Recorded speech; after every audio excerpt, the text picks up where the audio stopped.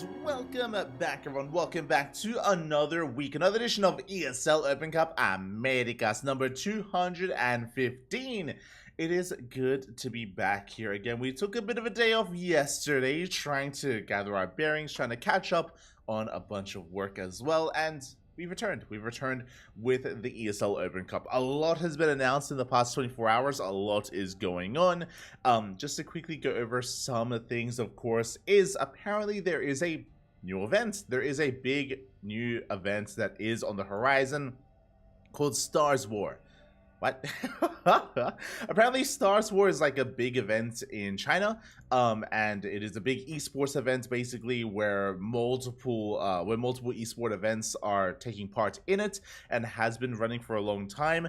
I believe the last time StarCraft was involved, it was back in 2019, so it's been a while since StarCraft has been at Stars War over in China, but it is returning this year. It is returning this year after a long hiatus, so it is good to be back. Feels good, Papi, feels good.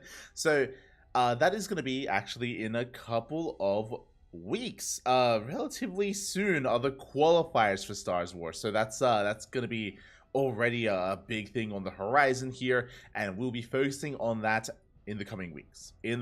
Basically the first week of March. Qualifiers are going to be held for Korea, for Asia, for America, for Europa.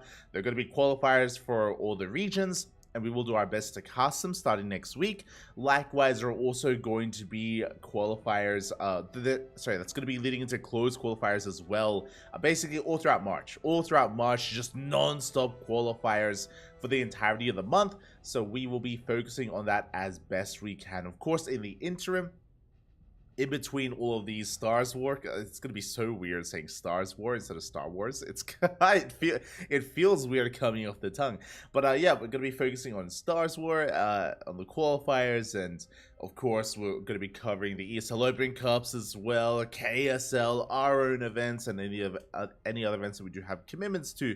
So it's gonna be a pretty busy month, a very busy month. The month of March. I'm a little bit concerned. Just because I am aware that the month of March is at some point I'm going back to Australia. I am returning back to Australia. 32-man online portion, 8-man offline. Exactly. There is gonna be an offline portion to it, which is a lot of fun. It's been a while since we've had an offline event in China, so it's great to see it returning. But next month, March, is when I'm returning to Australia. And unfortunately, one, it's a 32-hour trip, so just under 2 days I'm going to be traveling. And I believe in that period is also going to be some of those qualifier broadcasts, and I won't be able to cast.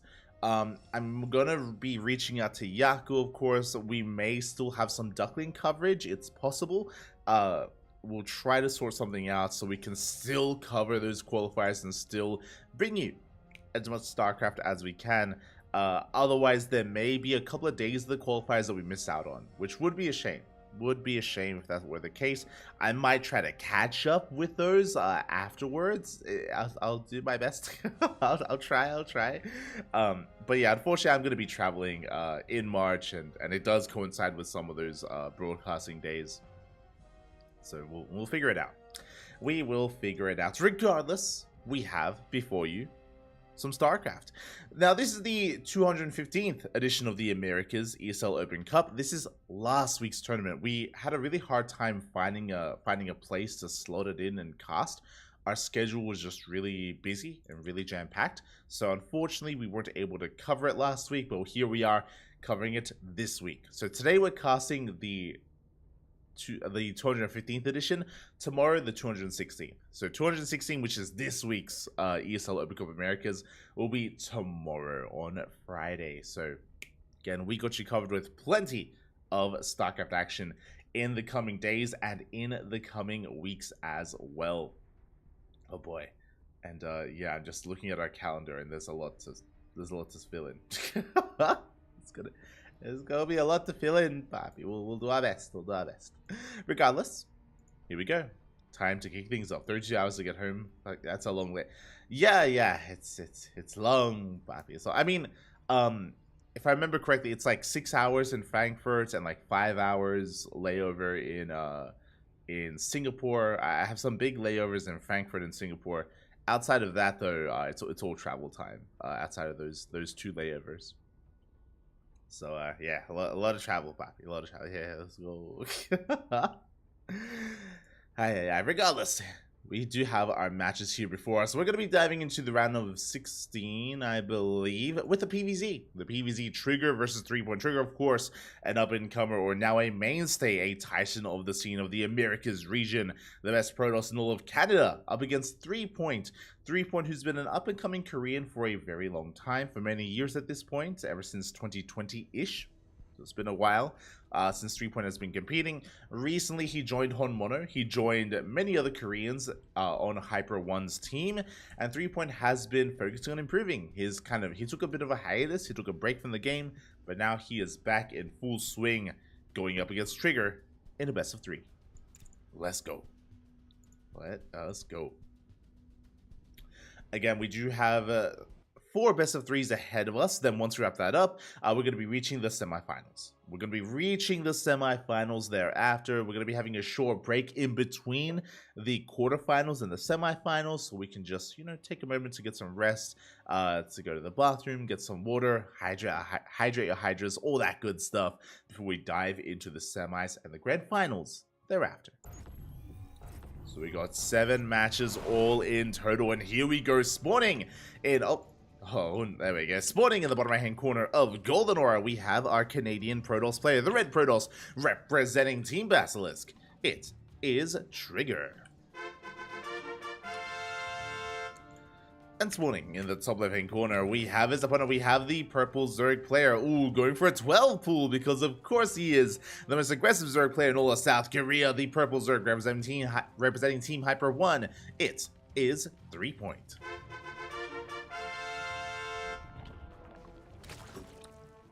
Here we go. The DVP is upon us. And the drone is going to be hatch blocked here on the low ground. Little does Trigger know it was a fake. The drone, it's moving out across the map. Again, it was a 12 pool opener. Trigger, he's going to be checking the third base location, confirms it is not there. He's going to be doubling back over. Ooh, he's going to check the other third base location first, confirming that isn't there. And now alarm bells should be ringing. He's coming back in. No expansion on the low ground. Now he has to go and confirm where your gas is, where's your spawning pool, what exactly is going on. It is going to be a proxy hatch across the map. Oh, he's checking. Oh, and Trigger, he does move forward, does open up 2 gates. A good response so far, but oh, the wall is denied. Drone does come in to disrupt that wall. We do have Lings on the horizon. We are flooding Lings across the map. A hatchery has been thrown down, and we have to focus on walling up as hard as we can. Again, Trigger, he was able to piece it together just barely in time. He threw down the second gateway as well, so we can get into double gateway production, but we need a forge. A forge is ideal. A forge followed by cannons. Instead, we're going for a cyber core. Oh boy. This is going to be a tight defense. One of these gateways is quite exposed here on the left-hand side. Zealot does rock up. Lings, they do go for the gateway on the right and the left. Enough surface area for 3 Lings on each building. Gateways are finishing up. I believe this second Zealot should come out. I believe we don't have enough surface area to actually kill the building before that does occur. And there we go. Second Zealot is on the way. Adept is being chronoed as we speak towards the left-hand side. Oh, better surface area here, though. The gateway, sorry, it's going to go down. Yeah, just too much surface area. 4 Lings is going to be enough. The gateway is going to fall here towards the left-hand side. The Adept, it's so close. The Adept is so close to moving out, but alas, it might be too late. Oh my god. 1 more second is all we needed. Both gateways go down. We get a full surround as well. We collapse here on the probe, on the Zealots. And this may just be too much again. 0 production for Trigger. No forge either. A little bit too greedy. Too greedy here by a Protoss player. Lings, they're flooding across the map. GG gets called, and 3-Point takes game number 1. Ooh, GG. Papi. 3-Point popping off with a 12 pool with a proxy hatchery. Again, it did take Trigger a little bit longer to confirm. For one, well, a couple of things happened. One, Trigger, once he denied the natural base, he didn't go into the main. He checked the 2 third base locations first before checking the main base, which is sensible, don't get me wrong. But because of this, that's why it took a little bit longer to realize what was happening. On top of that, not going for the forge response, relying on those zealots instead, and unable to have a secondary wall behind it. It was a little bit too greedy there by Trigger. I mean, to be fair, it was so close. Remember, one more second and we would have had an adept. Like, that was so close to popping out. Will that have adept have changed the outcome of that game?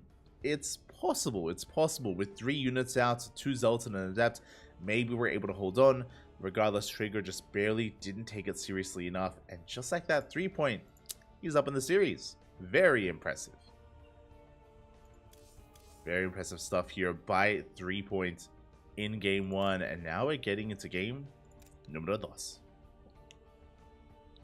Now, something like a 12 pool, like what we just saw, is quite powerful on Golden Aura and on smaller maps like Hard Lead as well. But once we start entering these larger maps, we should be going in a different direction. Again, though, 3-point, he is the cheesiest Zerg player in South Korea, so I expect some kind of aggression out of him. Even if it's not a 12 pool, we could see something else, something just as wild, just as crazy, I'm sure. As spawning in the bottom right hand corner of Hard Lead, we have our Canadian Protoss player, the Red Protoss representing Team Basilisk, down in this series already. He needs to fight back here and now. It is Trigger.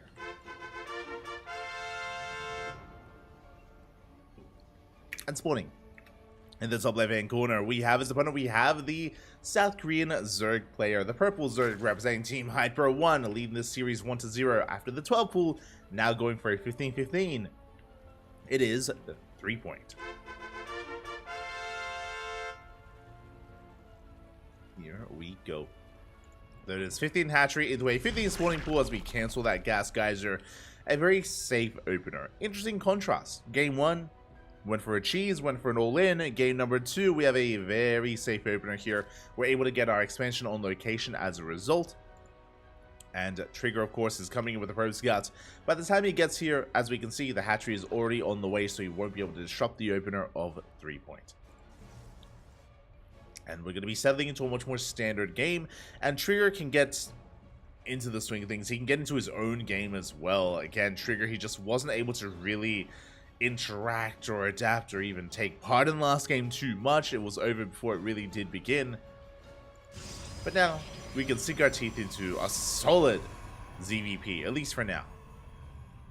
I say at least for now. I mentioned before that 3-point, he is the cheesiest Zerg player in South Korea, and you know, a Bane Bust isn't off the table, a Roach Rush, a Queen Walk across the map, which are quite common on Hard Lead because of the short rush distance by ground. Especially if this triangular third is taken as well, then you can kind of launch your creep forward into the center and across the map thereafter. You can knock down these rocks, you can reduce the surface area, reduce the travel time to get across the map as well. Like, there's a lot that you can do here to be that much more aggressive. Again, I mainly got my eyes on 3-point. I expect a Trigger to go for a Stargate opener. I expect a Stargate into Oracles, into a third base. I'm not really expecting too much aggression from our Protoss, but we'll see. We shall see. And there it is. There is that Twilight Council, sorry, that Stargate on the way. It is going to be the Oracle opener, as we did mention. As we did expect. Again, Stargate into Oracle, triple Oracle into a third base. We'll see if Trigger does deviate from that, as he does move out across the map with his initial Adept. Adept is moving out. Going to be threatening those bases here. Again, we have to be very careful not to lose the Adept as well. And we shouldn't be losing it, especially with a 15-15. Specifically, this opener, this build from 3-point has delayed gases. Gas is late, link speed is late as a result. Without link speed, this Adept should be okay. Like, we shouldn't really be losing it anytime soon. We should be able to poke and prod and pull back whenever we do feel threatened. As we do dance with the Lings and the Queens. Second Adept has arrived. Now we can one-shot workers. We do get the Tumor. Very nicely done. Tumor's going to be going down. Likewise, behind this, Oracles are on the way, as we did mention. The first of many, I imagine. Meanwhile, 3-point, backing up a couple of Lings just to be safe. Still droning. Third base has been thrown down. It's about to finish up. Is about to complete.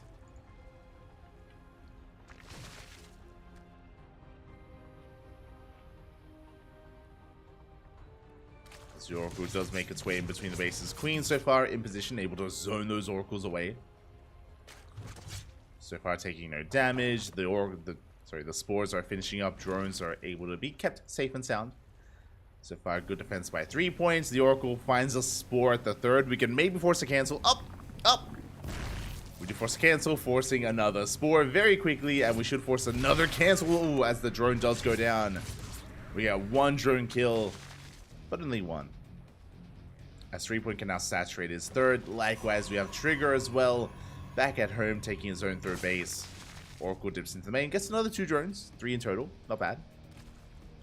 Not bad here as the Oracles are kept alive. And now we have our transition, Twilight Council and a Forge. This should be +1 and Blink. Should be +1 and Blink here from our Protoss. Likewise, Roachhorn gets thrown down at the 4-minute 40 mark. A pretty respectable timing here for the Roachhorn. Pretty safe overall. Not rushing into it early on or anything like that. Lair has been thrown down. We get a couple more drones here at the third base. Well, as we do go for the recall. Oh. Getting a third drone before recalling the hell out of there.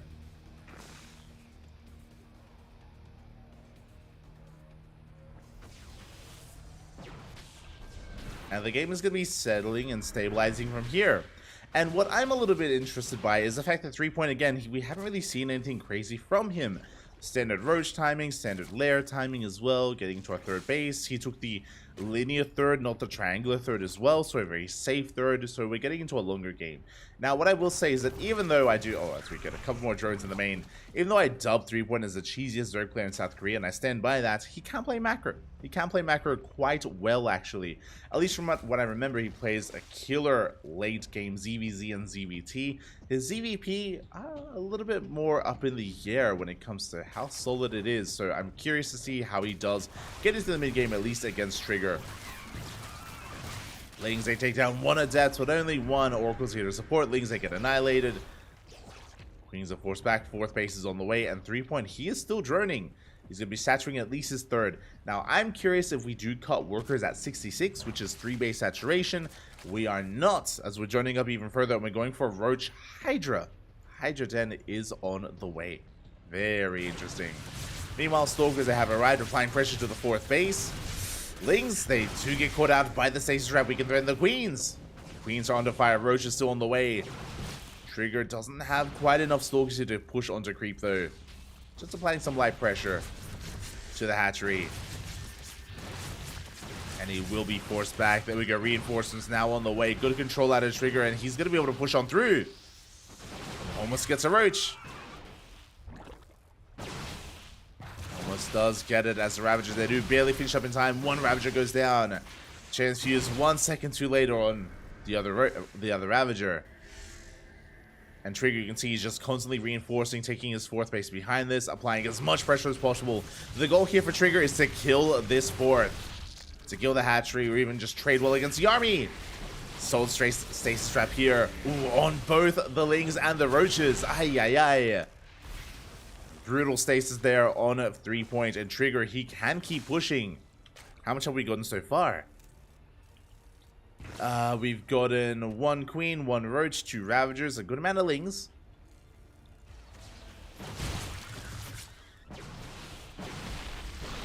As he does shave off some of those Roaches. Hydras are amassing.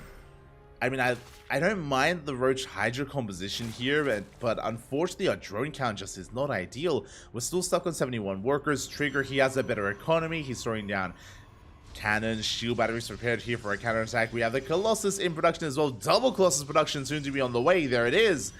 It is in production, and 3 Point is 1 step behind. At this point, with the arrival of these Colossus, we need lurkers more than anything. Or we need a hit now. And he is pushing, that is true, but the longer this goes on, the harder it's going to be for 3 Point. As he's pushing into a pretty heavily fortified position. Where they come in? Ooh, they take a big stasis to the face. Ay, ay, ay. Not like this. 3 Point is maxing out, that is true. But the soup does lie here. This is inflated supply with all these Roaches. And look at not just the supply of Trigger, the army, but also the static defense. Here we go. We are pushing in. Stasis trap does catch some of these things. Overcharge is popped. Yeah, keeping these cannons alive, buying so much time. Stasis Trap does run out, but the Colossus have made it. And with the arrival of these Colossi, once the roaches go down, we can annihilate the Hydras. And we can see 3-Point trying to force the issue here. He does work his way through a wall of cannons. Boys are being pulled, and there it is. The Hydras are exposed. And the Hydras, they're melting here against the Colossus. They're all going to be going down. A brutal fight there by 3-Point. Not like this. Yeah, he throws away all of his Ravagers and his Hydras. A couple of Roaches survive, but he lost his high-tech units. He lost every single Hydra and Ravager. He did kill 9 probes, but you can see the supplies even up. Like, 3-Point, he was up, what, 70? Almost 80 supply? And that disparity is no longer there. Again, the position was just a little bit too strong there by Trigger. Now he's up to 3 Colossus. Now from here, we can go into Disruptor production or Immortals. And we can see we're focusing on Immortals here for the time being for Trigger. Behind this, now we have a Hive. And honestly, we needed this earlier. Like, at a certain point, 3-Point needs to recognize that he missed his timing. Like, clearly he wanted to go for an all-in there. I mean, that was an all-in. Like, he wanted to just hit a timing with his Roach Hydra and end the game. But because he was slowed down so much, and because there was so much stacked defense here as well, and stasis traps, cannons, shield batteries, we needed a faster realization of this and a faster transition into something like Hydras ahead of time, or even an earlier like recognition of this. As the Hive is still halfway done, this should be leading into Hydra Lurker Viper, which is good, don't get me wrong. Hydra Lurker Viper would be good against this army, but it's going to take so long. It's so far away here to get into that kind of tech. And Trigger is now pushing. Trigger is now moving out. Lings, they try to come in from behind. They try to collapse on the army. We do see Trigger just setting up another wall of cannons here at his 5th.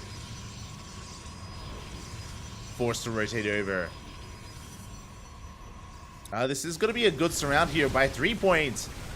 There we go, coming in from behind. A good force field here by Trigger to slow down the army, but the Colossus are exposed. They do take a lot of hits, and one of them gets focused down. We managed to get one Colossus, we get an Immortal as well. Not a bad fight here for 3-Point at all. As he tries to get another Colossus, but the overcharge gets popped, and we keep the remaining Colossi alive. Ooh. Again, 3-Point forced back. Trigger barely holding on here. Again, that overcharge was pretty clutch. If it wasn't for that overcharge, we probably kill at least one more Colossus. This low health Colossus should have gone down, but last Trigger does defend. 3-Point, he backs off. He drones up a little bit. He's still on a very low worker count. He was on 71, now he's on 73. Again, still a low saturation, low economy. Working towards, there it is, Lurker Den, Viper production. Lurker Den is late. Lurker upgrade's going to be late as well. But it's on the way. Alas, because it's going to take time to get into this, it's giving Trigger the opportunity to get into High Templar. And something that did occur, Storm. Storm is done.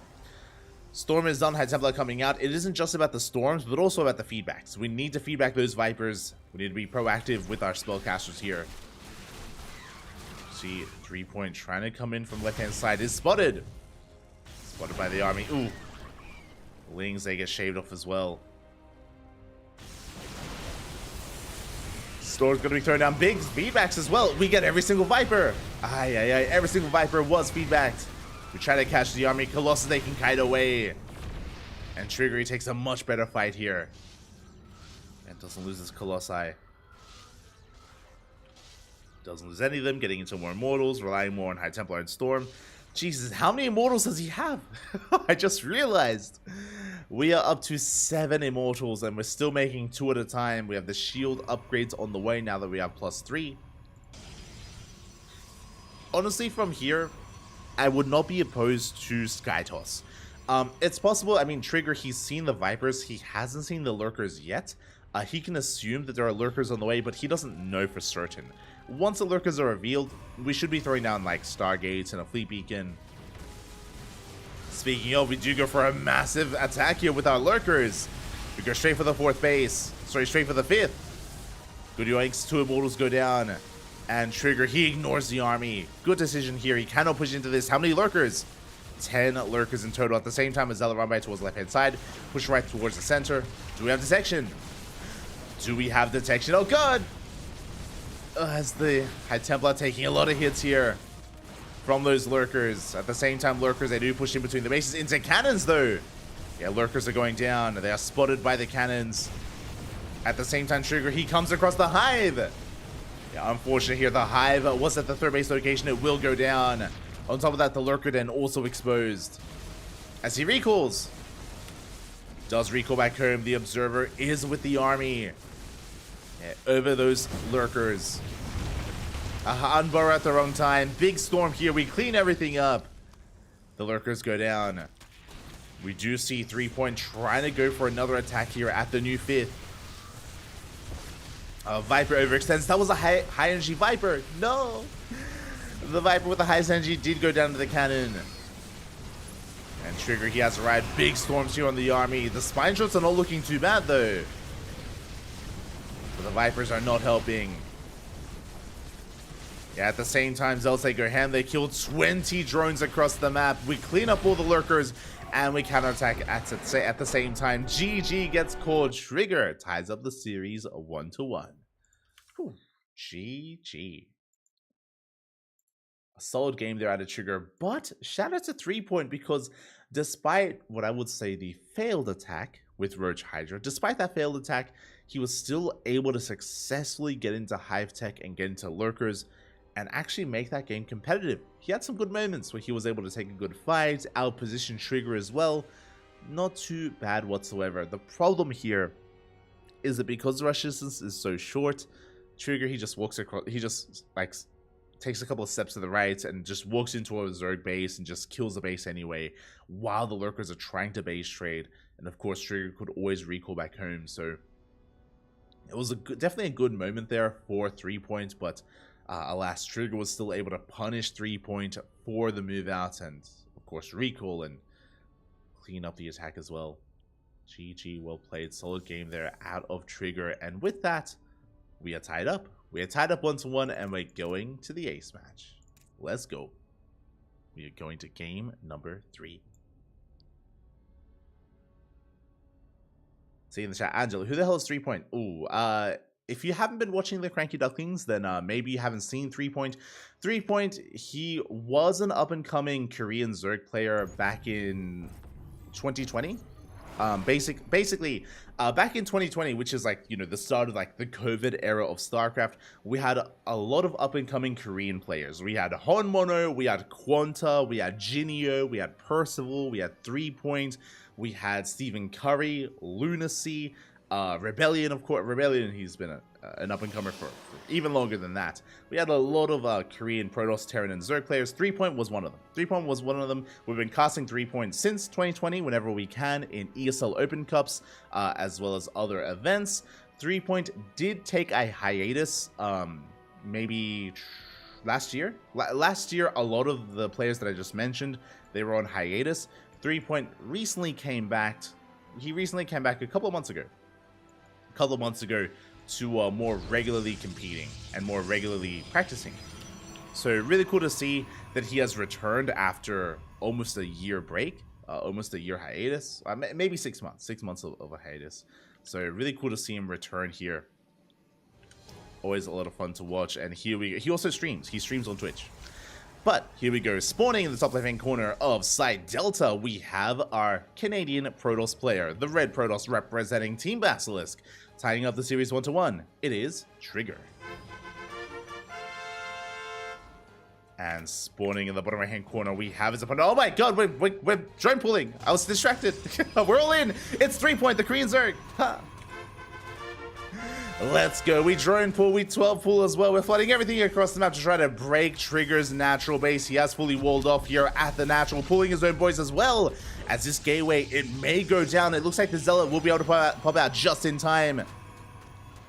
Zealot does pop. Gateway will eventually go down. Lings are coming out here just in time for that gateway as well. Ooh, but it's going to be all about the worker micro. How well can we drill these probes and the drones? And here we go. The workers, they do look to engage with each other. Another gateway on the way here for Trigger. 3-Point. Again, trying to commit. I see in chat. Did 3-Point used to be Curry? No. Curry used to be Stephen Curry. That's a Protoss player. That's a Korean Protoss. Good friends, though, with 3-point. They are good friends, as here we go. We do drone drill past the armory collapse on this. So far, the probes are to engage with these drones. Workers are going down. The Zealot is going to be focused down as well. The Zealot does fall, and 3-point. It looks like he has done it. He breaks through. GG gets called, and 3-point will take the series 2-1, eliminating Trigger from the tournament. GG. Let's go. GG, well played. Again, 3-point. He is the cheesiest Zerg player in all of South Korea. He was able to 12-pull Trigger in Game 1. It was a 12-pull proxy hatchery in Game 1. And here in Game 3, 12-pull drone pull. Let's go. Again, Trigger, he only had the one Zealot. It got surrounded immediately. I don't know if you saw. But the Zealot was far forward. The probes were behind. So the Zealot, it got surrounded. It got cleaned up. There was only one Zealot to work with. And again, Trigger just was shut down then and there. When it comes to that kind of defense, I'm curious if it might be wiser to get your first Zealot out and defend in your main base instead. But at the same time, like Trigger, he was trying to hold on to his gateway, trying to produce a second Zealot. That was, I think, the goal there. Alas, we saw the 3-point was able to overwhelm and get out of control. GG. GG, well played. Trigger is eliminated. This is a big win for 3-point. Again, 3-point, he's gone toe-to-toe with some of these bigger names before. But very rarely does 3-point ever take one of these big names down in a full series, especially in these online weeklies. So, yeah, big win here for 3-point. Very well done. Did rely on his 12 pulls and on his cheese, of course. But, I mean, a win's a win, you know? It's and that's what 3-point is best at. That is what he is best at here. Does take the win. But again, I believe Stephen Curry also recently joined Hyper 1. So both Stephen Curry and 3-point are, I mean, there's a reason why they're both, their IDs are both related to basketball, to the NBA, both related. They're both good friends. Both teammates. One Protoss, one Zerg, and 3-point does advance on into the quarterfinals, taking down Trigger. GG, well played. We also cast a 3-point recently in the Hyper 1 X Platinum Heroes show match, where Hyper 1 did beat the Platinum Heroes. I believe 3-point beat Goblin in that series. I say he beat Goblin. It was a 1-1. It was a tied 1-1 score. And Funada 3-point, because I remember I remember he tried to all in on Radisson Station. It's like, mate, what are you doing? What are you what's going on here, Papi? What's going on? Esther 3-point.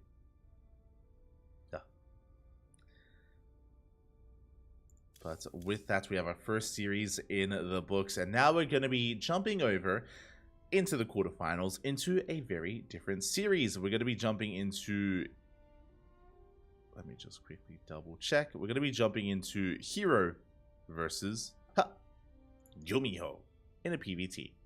Let's go. Let us go. Again, we do have quite a number of round of 8 matches. Unfortunately, we don't have the 3-point round of 8 match. I would love to cast it, but it was not a replay that was provided to us. Regardless, we have a wide array of players that are going to be competing here tonight. In the round of 8, we have Hero versus Gumiho, Cure versus Creator, and MaxPax versus Estrella. And we'll be casting every single one of those matches. And here we go, spawning in the bottom right-hand corner of Oceanborn, we have the South Korean Terran player.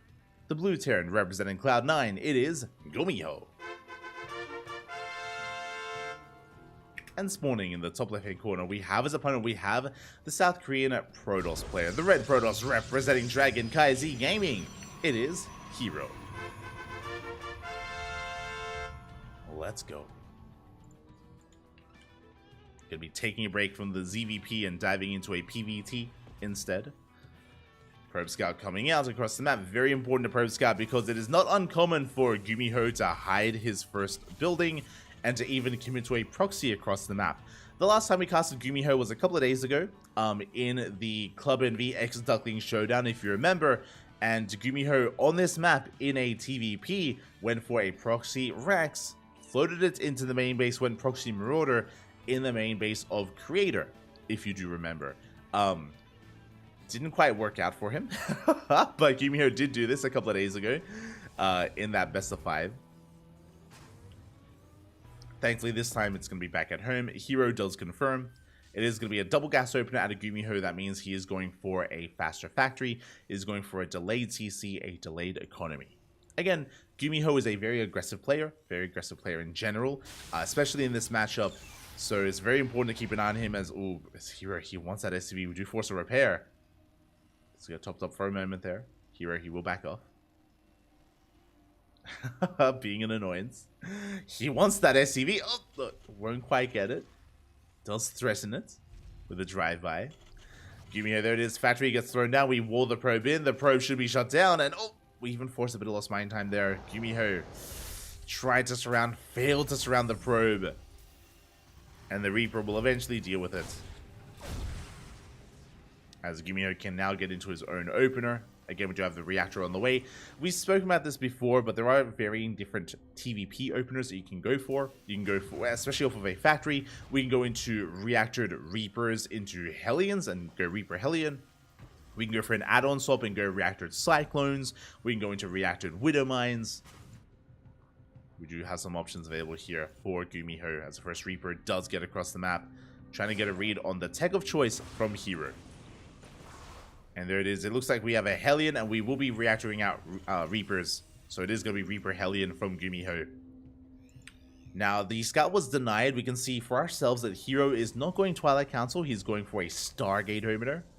Going for, I imagine, Phoenixes, but it's Hero, so he could go Oracle first. Could go for the Oracles instead. But that is also the purpose of this opener from Gumiho, kind of. So he should be pushing out with 3 Reapers and 2 Hellions. Unless he wants to commit a little bit harder. Adept does get into the mineral line though, and we do end up delaying that CC. But we do delay it here. That's a kill on the SCV. Hellion was revealed, and here we go. Gumiho now moving out. Again, 3 Reapers and 2 Hellions. With this, his goal is to bypass these units, to get into a mineral line, and to kill some probes. Get some economic damage done. Hero responding beautifully though. He's fully walling up. Big moment here for Hero, as he should be able to wall off here at the natural. Yeah, Pylon has been thrown down, buying a little bit of time. Forces to cancel though. Force to cancel. We get into the mineral line. Probes are going down. The Oracle does make it out to kill one of these Hellions, but only one. And this is becoming a little bit too much here. 7 probes go down. 7. Now 8 workers fall at the same time across the map. We do delay the CC. Damage is still being done as well from the side of Hero. Does lose 8 workers, but does contain Gumiho to 1 base. So both players take some damage. Hero takes a little bit more is what I will say. But Hero has potential to catch back up in other ways. I mean, he does delay the CC, does kill 2 SCVs. He's coming in to delay it again. Oh, what a mess. And it looks like he barely will. Barely does, but there we go. It's going to get back up and running. 1 Adept goes down. 2nd Adept does recall. But we have Oracles. Ooh, and not just Oracles. We're committing to reinforce. So, we have 2, now 3 Oracles moving out across the map. We're going to be looking to annihilate a mineral line, but the Viking is in position. Gumiho reading Hero so well. Viking does force back the army. But there's a Stalker on the low ground to help support. And again, with this proxy gateway, how many gateways do we have in total? We have 2 gateways in the natural, we have 1 gateway in the main. It's going to be 4 gate follow-up here from Hero. And can he break his opponent? Marines, they don't have stim, they don't have support. The Psycho now comes down. Ooh, as we do bleed out 1, 2 Oracles. Every Oracle will fall. Not the best trade there from Hero. He did kill a lot of Marines, but he did not get the Cyclone. And you can see Hero backing off. He throws down a Twilight Council to tech up. He's containing his opponent, but yeah, not the best trade with those Oracles. He does have a worker lead, which is nice, but a 3rd CC is on the way for Gumiho. He's looking to just turtle up to catch back up and to get into the mid game. Hero just not stopping with his aggression, warping in some Adepts. That's a lot of vanilla Adepts. And we can dive on top of the tank. Yeah, we're going for it. We dive on top of the army, we focus down the Marines. The tanks are shelling away at the Stalkers though. And the Stalkers are going down. They do not get the Liberator. Liberator survives, SCV survive as well. Hero doing what he can. But he's down to 2 Adepts. More adepts coming in though. Ooh. They don't quite commit to the shade. Glaives on the way. That is unique. You don't see glaive adepts often against Terran. But again, I think Hero knows that he's in a really awkward position, and he throws down 3 more gateways, 2 base all in. It's a 2 base all in from Hero. 7 gates in total. Refusing to expand, refusing to throw down a third. And did I say 7 gates in total? That is an 8th gateway now on the way for Hero. So it's going to be a 2 base, 8 gate all in from the Protoss. Templar Archives on the way for Archon production. Interesting choice. I mean, they can tank some tank shots.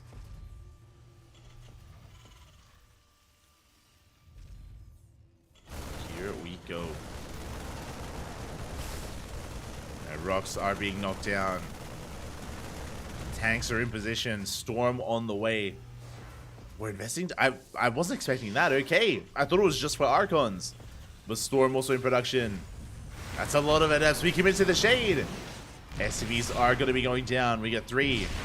Glaives is done. We deny some of those depots.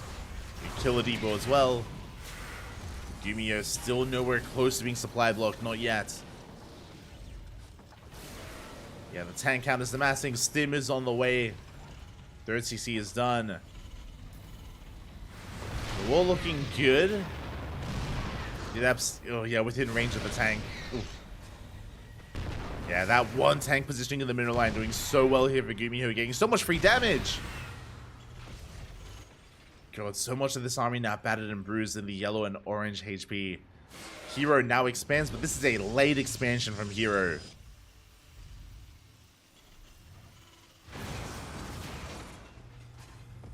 He's trying to recover.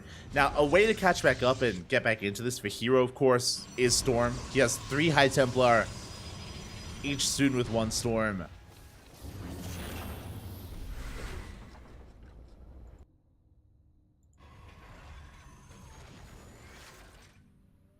Liberator getting in position to harass. Ghost Academy on the way. Gumiho can now land his own 3rd base quite freely. Again, Gumiho in a good position. And Hero still catching up tech-wise, right? Like, the Glaive Adepts, they were able to keep Gumiho busy back at home. But now we're working on Blink, on +1, Robo production. Hero trying to round out his army. Until then, he's quite vulnerable, except for the Storm. Like, there's still so much potential with that. It's very hit and miss. Because it can hit, or it can miss. It can Ay. Hero, he's crazy. Being very active here with his army. Trying to catch out any kind of move outs ahead of time. Bay is on the way for Colossus production. Auto turret harass coming in. Not getting much done. And likewise, Liberator harass is shut down as well.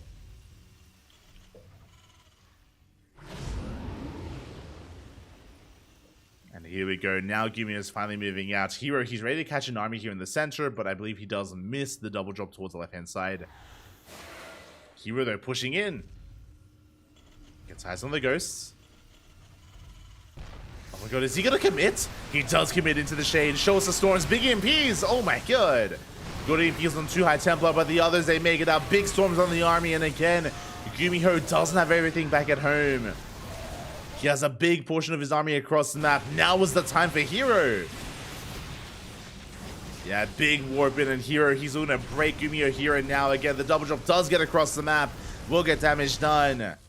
But Hero, he's busting into the natural, in towards the main. Ghost on the high ground. Do we have another storm? We force a recall. We force a recall back home. Gumiho, he does hold. Does survive. Drop threatening the 3rd base. Oh, medevac so low. Do we have a blink? We do not. Oh, barely don't. As Gumiho does escape, did delay charge, did depower these gateways. As Hero tries to hunt down those medevacs, and he barely cannot. Gumiho, he escapes here with a full medevac and a handful of Marines. That's way too soon. Hero, he wants it. Oh my god. Does get a couple of Marines for his troubles before pulling back. And as the dust does settle, Gumiho, he's still on a pretty good economy. He has an even worker count with Hero plus Mule, so Gumiho has the better economy overall. And he's gone into Ghost production. Didn't lose any Ghosts in that defense. Did lose his tanks, but we're done with the tanks. It's all about the Bio Army here. Marines, Marauders, Ghosts. Gumiho looking strong. Hero still trying to recover. He was hoping that that would be the kill shot that he was really hoping for, that he was looking for. Wanted to end the game there with that push, and now forced into something longer. Still has a lot of storms. Still has a 4 High Templar in that prism. It's diving on the army. Does push forward. Nice EMPs here on some of the High Templar. Once again, a storm does connect. And that's going to be the final storm that Hero has. And it's not enough. The Concave is too good. That's a kill on the War Prism. And Gumiho, he just shuts this army down. Again, Hero just taking too much damage early on to the Hellion Reaper. And Hero was all in afterwards, if you remember. He was 2 base all in for quite some time. Wasn't able to kill Gumiho. Wasn't able to stabilize. And Gumiho has run away with it. Now, Hero did have a chance, right? Like, with when he pushed in, when Gumiho went for the double drop. Like, that was his moment. But Hero just barely didn't have enough. And he has been outscaled. And Gumiho snowballing out of control. Good feedbacks. Good feedbacks, but the overcharge. The shield battery is being shut down. We dive on top of those Colossi as well. Not much to support. And Gumiho is snowballing out of control. GG gets called. Gumiho taking game number 1. GG. Very impressive here by Gumiho. Like, the fact that despite... Just at the wrong moment there. Sorry, I think I switched to the wrong scene. Shout out to Gumiho.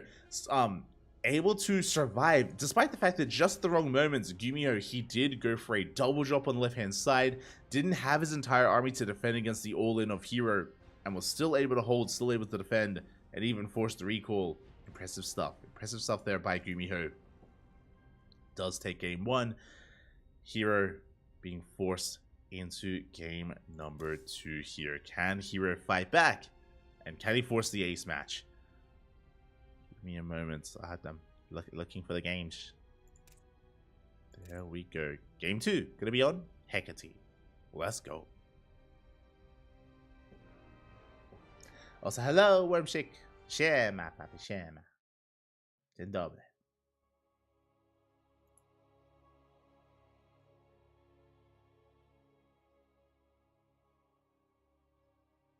Here we go. We're getting into game number 2 and spawning in the top right-hand corner of Hecate. We have our South Korean Terran player, the blue Terran representing Cloud9. It is Gumiho. And spawning in the bottom left-hand corner, we have his opponent. We have the South Korean Protoss player, the red Protoss representing Dragon Kaizi Gaming. Down in this series, he has to fight back. Hero now, it is Hero.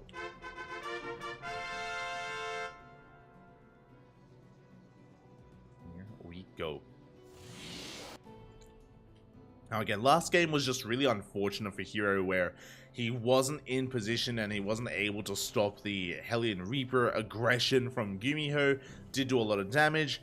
As a result, that kind of created the chain of events where Hero was hyper aggressive, committed with a proxy 4th gateway in the center of the map, went Glaive Adepts, was just trying to even things up or even punish Gumiho, and just was not able to. We'll see how Hero adjusts his style.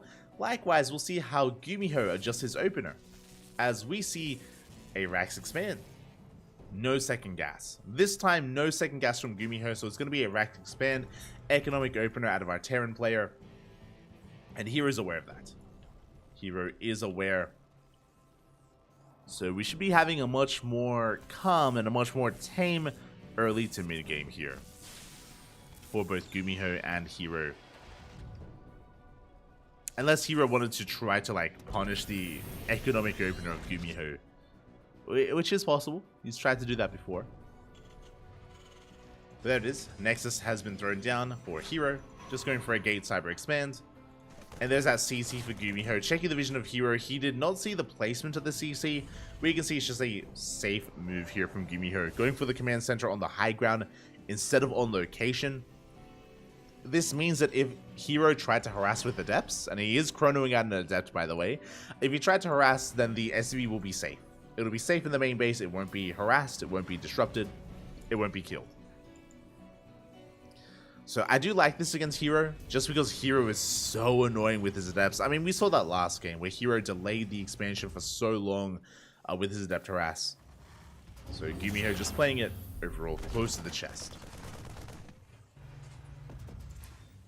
Factory's on the way, back at home. Hero once again opening up Stargate.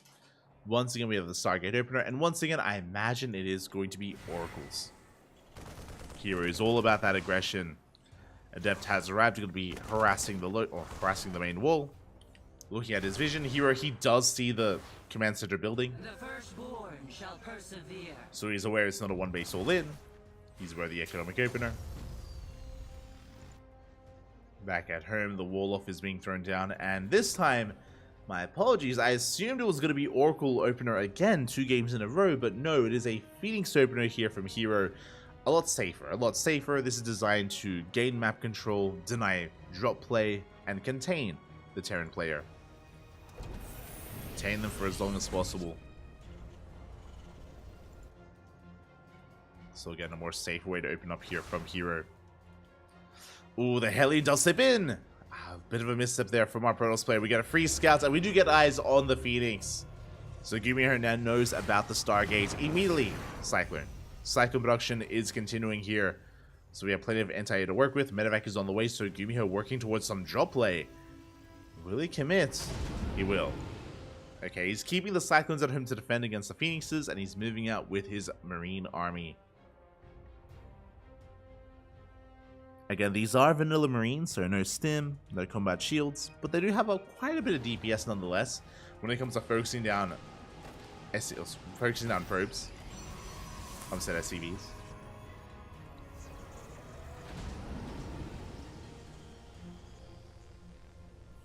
That's a new pickup.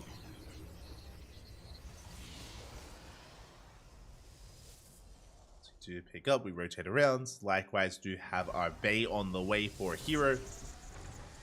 So it is Phoenix Colossus. Very meta, very standard setup here from Hero. Very classic Protoss versus Terran. If Asher were here, I know he'd love it. He'd be, it's beautiful. It's Phoenix Colossus, Papi. It's beautiful. As Cyclones are moving out to reinforce the main army. Oh, again, Hero, though, not afraid. Does try to catch it. He's going to be bleeding out potentially one of those Adepts. Okay, we do push forward. Couple of lock-ons. Cyclone going to be lifted. The Adepts are going to be going down. We try to focus on the Cyclones here with the Immortal. But Gumiho will force this back. He cleans up every single Phoenix. A very nice trade for Gumiho. We see Hero reinforcing. Again, he had to fight out of range of his shield batteries out on the map. Observer does spot the drop. And Hero is going to try to intercept, and he does. The medevac. Medevac is going to be going down. Big pick off there by Hero. At the same time, Marines also being cleaned up here. Good kiting from our Protoss. Viking drop into the main, also spotted by Hero, and he will clean everything up. Again, a much cleaner defense here in game number 2. Denying the aggression of Gumiho and going for his own counterattack with a handful of units, by the way. Bold move by Hero, but the bunker isn't done. Uh-oh. The bunker not quite done. Yeah, that looks like it will barely finish in time, but where's the repair? The repair isn't there. The Immortal goes to town. And Hero, he immediately defends and then immediately counterattacks, pushing in, forces out order turrets. Colossus rallies on forward as well. We only have a handful of units, but Gumiho just doesn't have enough. A good target firing by Hero. GG gets called, and Hero punishes the aggression of Gumiho and ties up the series 1-1. GG. Again, so quick to counterattack, so quick to just immediately move out. It was like 3 Stalkers and 1 Immortal, and of course he was rallying with the Colossus, rallying with reinforcements. Barely an army from Hero, but at the same time, punishing the fact that Gumiho lost so much, right? He lost a full medevac, he lost a Cyclone, he lost his Viking, he was bleeding out Marines. Gumiho maybe being overly aggressive here and just losing too much. And as soon as we realized that, Hero did punish it. And with that, we have an ace match. We're going all the way to game number 3. Let's go. Going all the way to game 3. It'll be taking place on Alcyone. Let's go.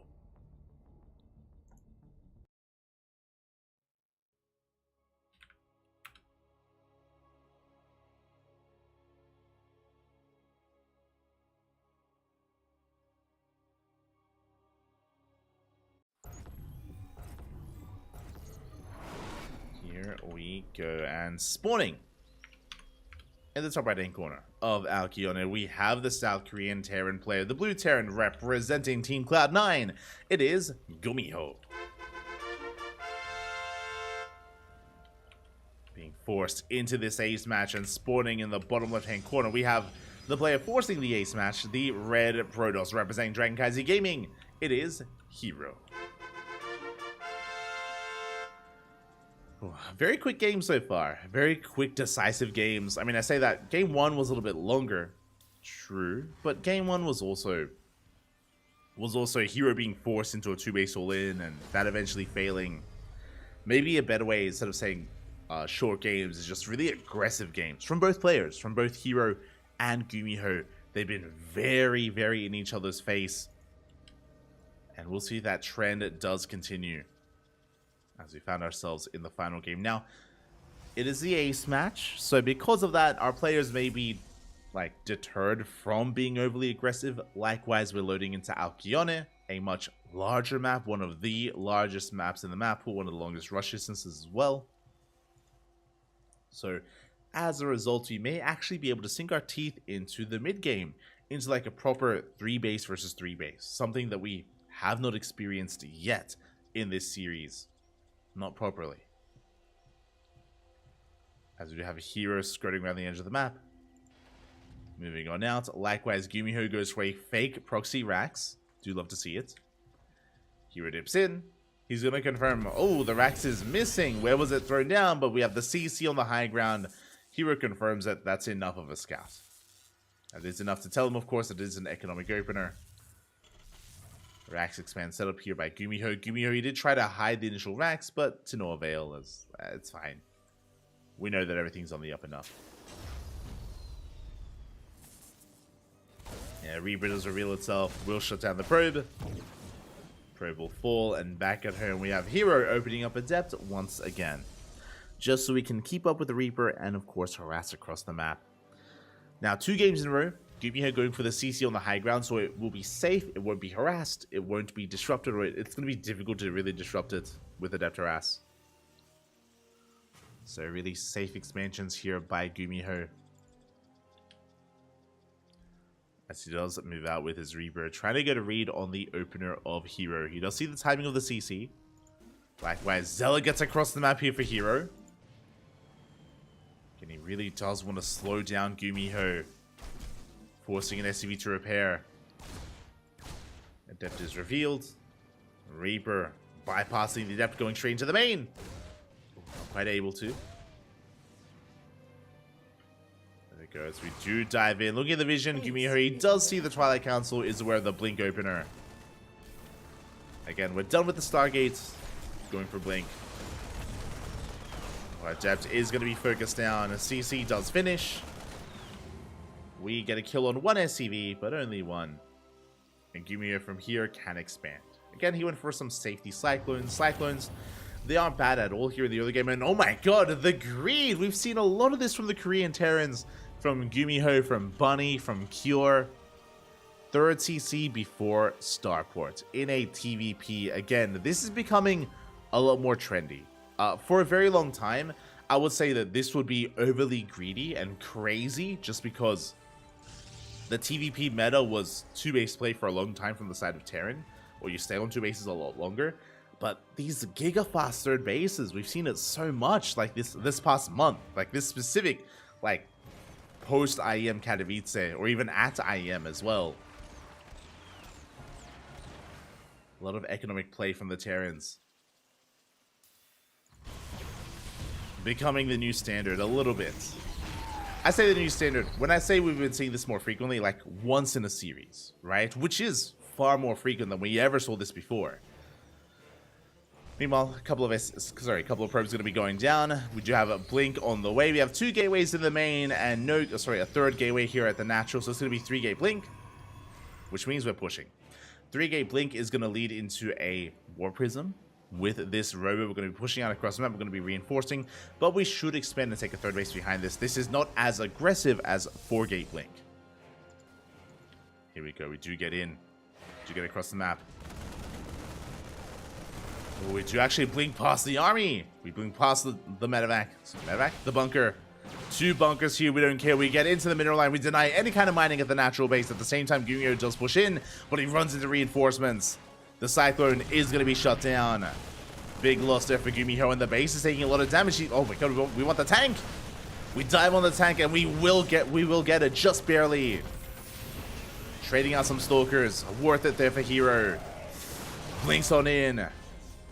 Past the natural base. Into the main. Gets eyes on the third CC. And upon seeing this third Hero, he should be aware that, again, he can do even more damage. He has potential. Ooh. Only escapes with one of those Stalkers. Third Nexus is on the way. War Prism has arrived so we can reinforce. Can reinforce. We can juggle. We head back into the natural. We deny the eBay. The Prism. Ooh, big overextension there by Hero. Losing a War Prism. Losing another Stalker as well. Escaping with 3. But the reinforcers, they keep on coming. And he will get the bunker. Sorry, he'll get the depot. What I meant to say. Depot is going to go down. Bunker does stand strong. So you get a couple of SCVs. And Hero, he is freely expanding behind this. He needs to. Because of the greed of Gumiho. So Hero forcing tanks to be remade.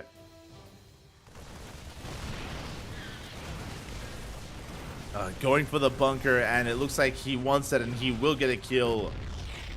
Salvage not in time. Behind this, we have a 5-gateway explosion. That's going to be 8 gates in total for Hero. So 8-gate charge is going to be the follow-up. War Prism is being remade.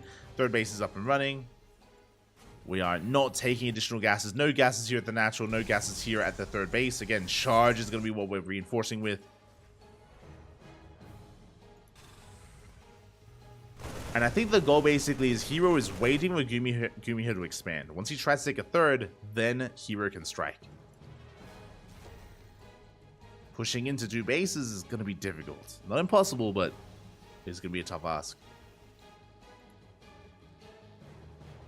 Hero trying to poke in.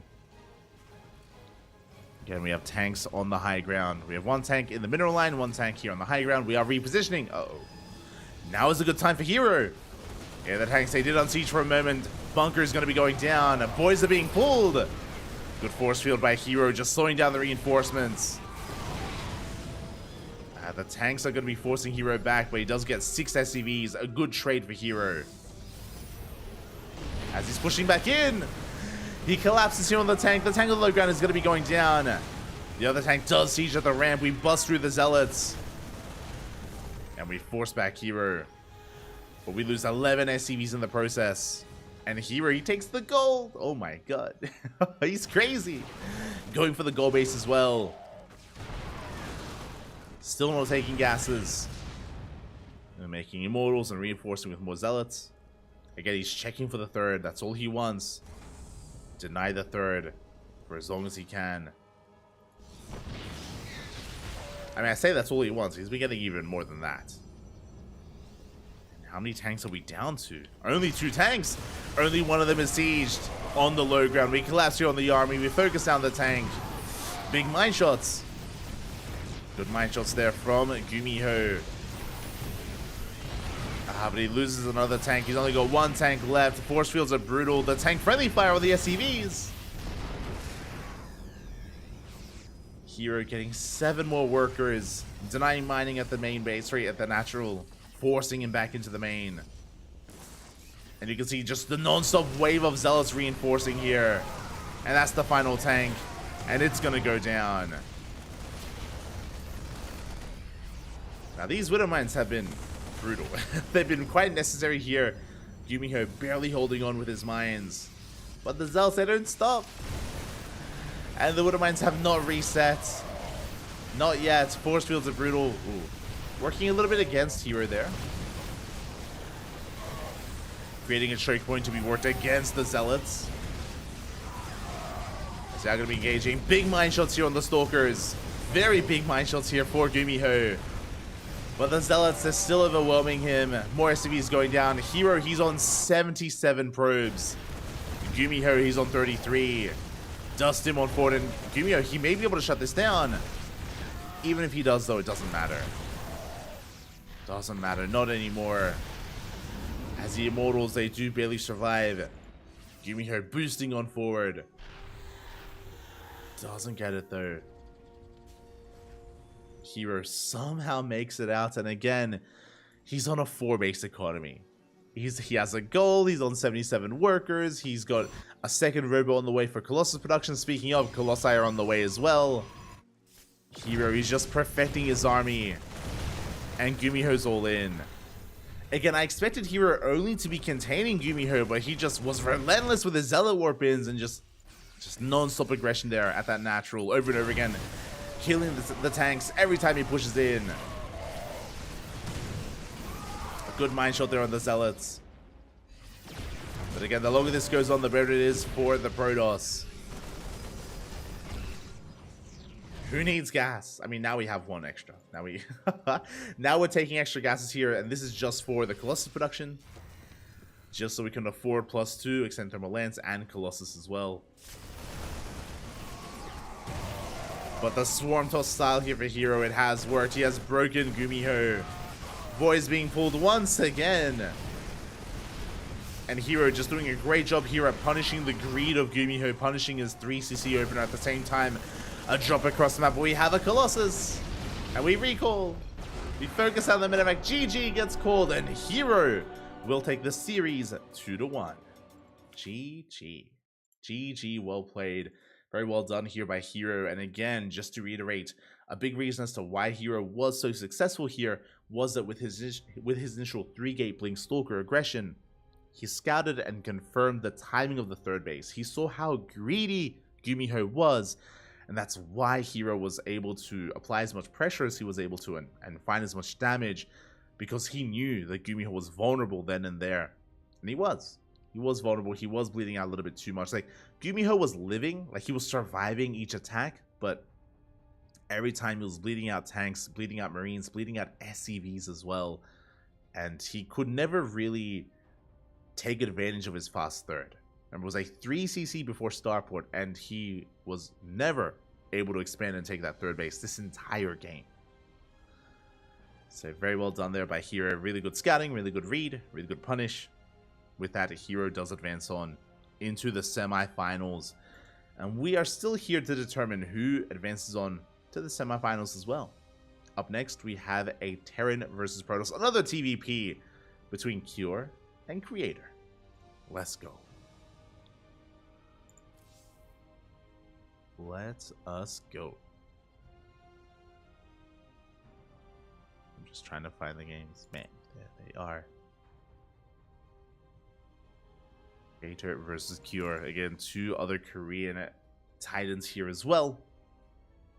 Yeah, that's typically how ESL Open Cup Europe does go, is that it is more heavily dominated by the Koreans that are able to wake up early. Some of the Europeans stay up late. A lot of the DGen Europeans compete in this. Specifically, players like MaxPax, Clem,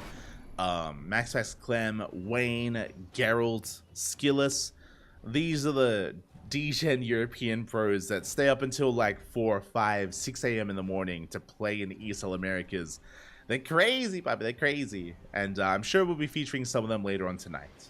I'm sure we will. As spawning in the top right-hand corner of our Kione, we have our South Korean Protoss player.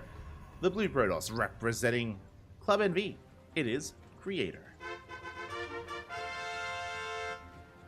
And spawning in the bottom left-hand corner, we have as opponent, we have the South Korean Terran, the red Terran player representing Team Liquid. It is Kyor.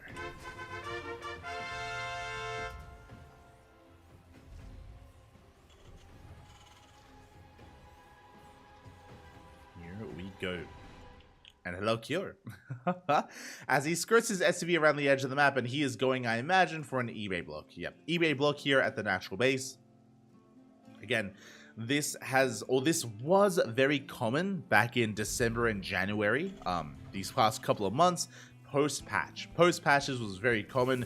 Nowadays, you see this sprinkled in. Before, it was like every game. Like every game, there'd be an eBay block.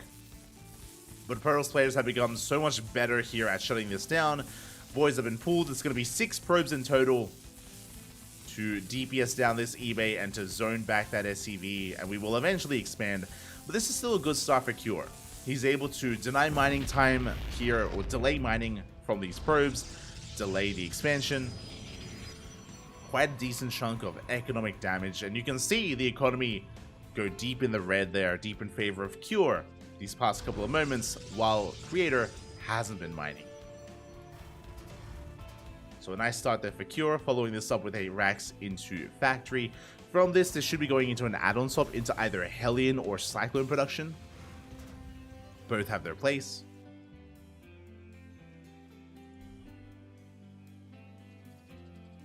Both have their place here for Kyor, as he should be expanding behind this. This should not be leading into a one-base all-in. Kyor is not really one to one-base all-in this matchup.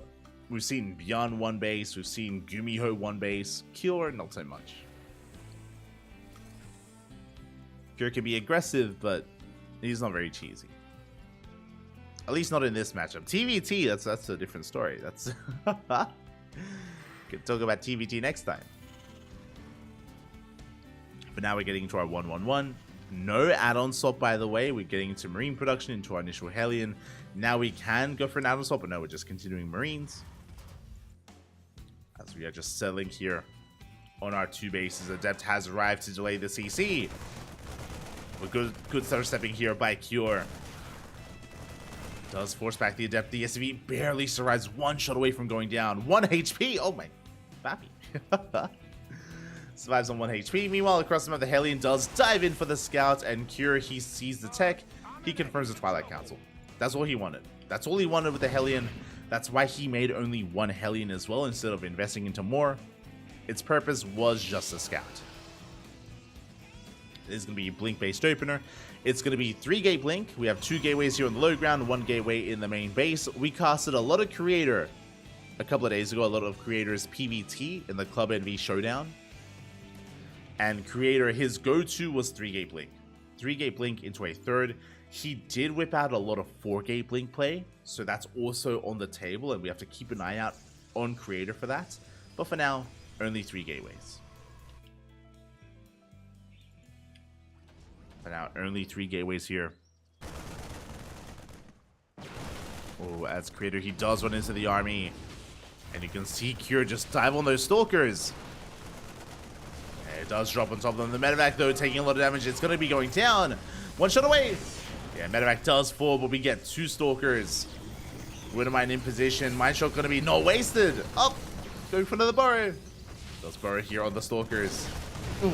Big shot goes off. 1 Stalker goes down. Shield battery is ready. The overcharge is popped, keeping barely that Stalker alive. Good movement there at a Creator. We'll lose a couple of pros, but he cleans this up. Whew. Does clean up the army. Again, a Kyor hoping for a little bit more. As this should... we'll see. I was going to say this should trigger a counterattack, but we see an Observer, not a Warp Prism. So Creator, He went for a safe opener that could be aggressive, but he's chilling back at home. The Bay is on the way. Creator is expanding. There we go. It is going to be a slightly delayed expansion because he went for a Robotics Bay first before the third base.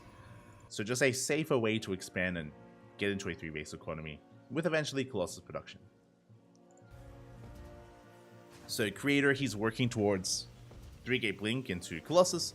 Meanwhile, we do have Cure back at home getting into his 3-1-1 setup, getting into tank production. Now, Cure, he was not able to confirm how many gateways. He saw 2 gateways at the natural, but he didn't rescout the main. So it could be 4-gate Blink. Cure hasn't seen the third, so he's getting ready here to defend. Again, tanks, marines, we have a bunker on the low ground, good Sim City as well. We have a tank on the high ground, now a second tank. So Cure, he's ready for 4-gate Blink just in case. As Creator is building up into his Colossus, into the rest of his production. Now 5, soon to be 6 gateways.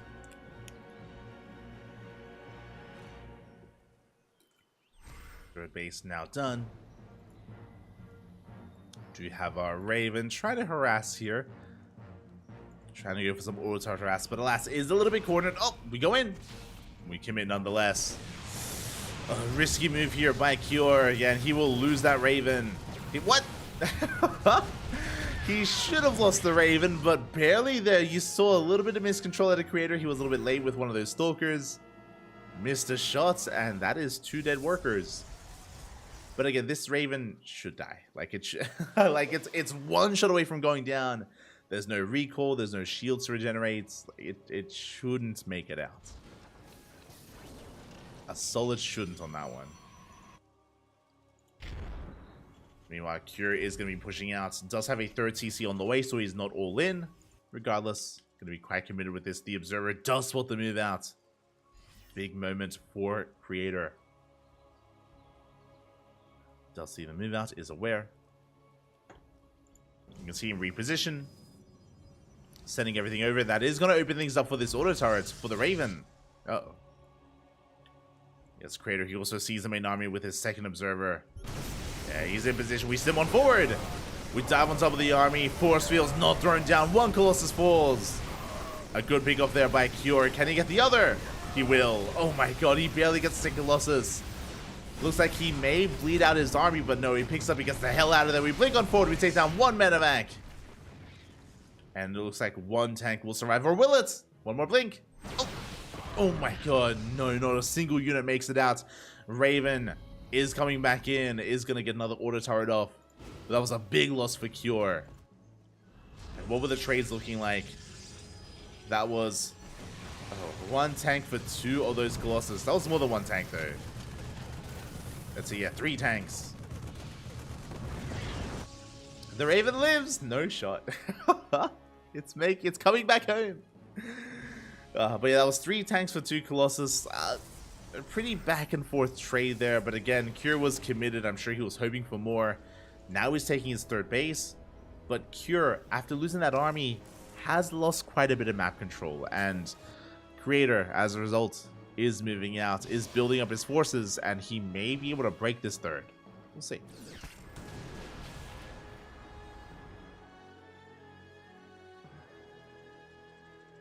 Nice dodge from Creator. Raven still across the map, threatening an auto turret in the main. He's going in. Ooh. No! I thought we were making it back home. The Raven does end up going down. Does not live, does not survive. Feels bad, man. Ah. Almost made it. Made it home, I meant to say. But Cure, he chose to leave it out there like an animal. Feels bad, man. That's Cure again, just saturating himself on 3 bases, getting to Viking production. Ghost Academy is now done for Bio Ghost Viking. Solid composition. Likewise, Creator has to rebuild his Colossus count from scratch. And this is huge because this means that Creator has yet to start any other form of splash damage. Whether it was Storm or more likely Disruptors, we would need one of them by now. We don't have either because, again, rebuilding every single Colossus. from the beginning.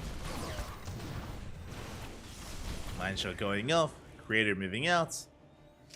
Cure in position. Making sure there is no observer.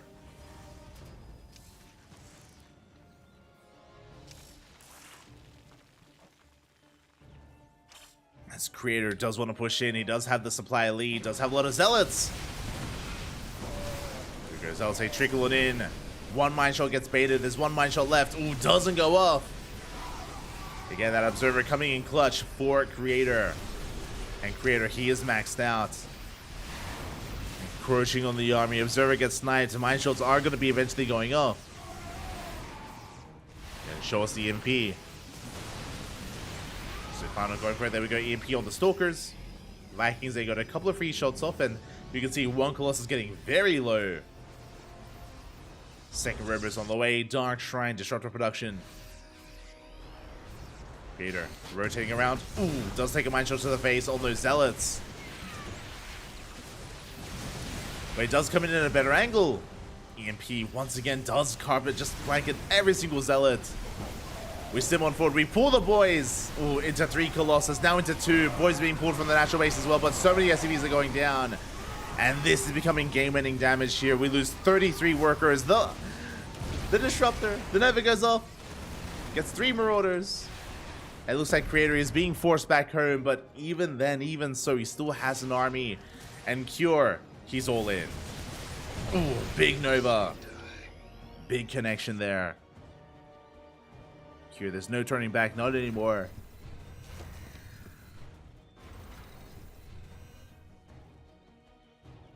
Not anymore. As we're pushing into Disruptors. We come in from behind. We get a medevac. We get 2. We get 2 medevacs. Curie will force a cancel on the 5th. There's that cancel. We have 2 Novas left. Ooh. Again, a little bit trigger happy. We have 1 Nova remaining. I'm gonna stim on forward. Try to punish those Stalkers. There it is, going for a mine drop towards the main. I imagine.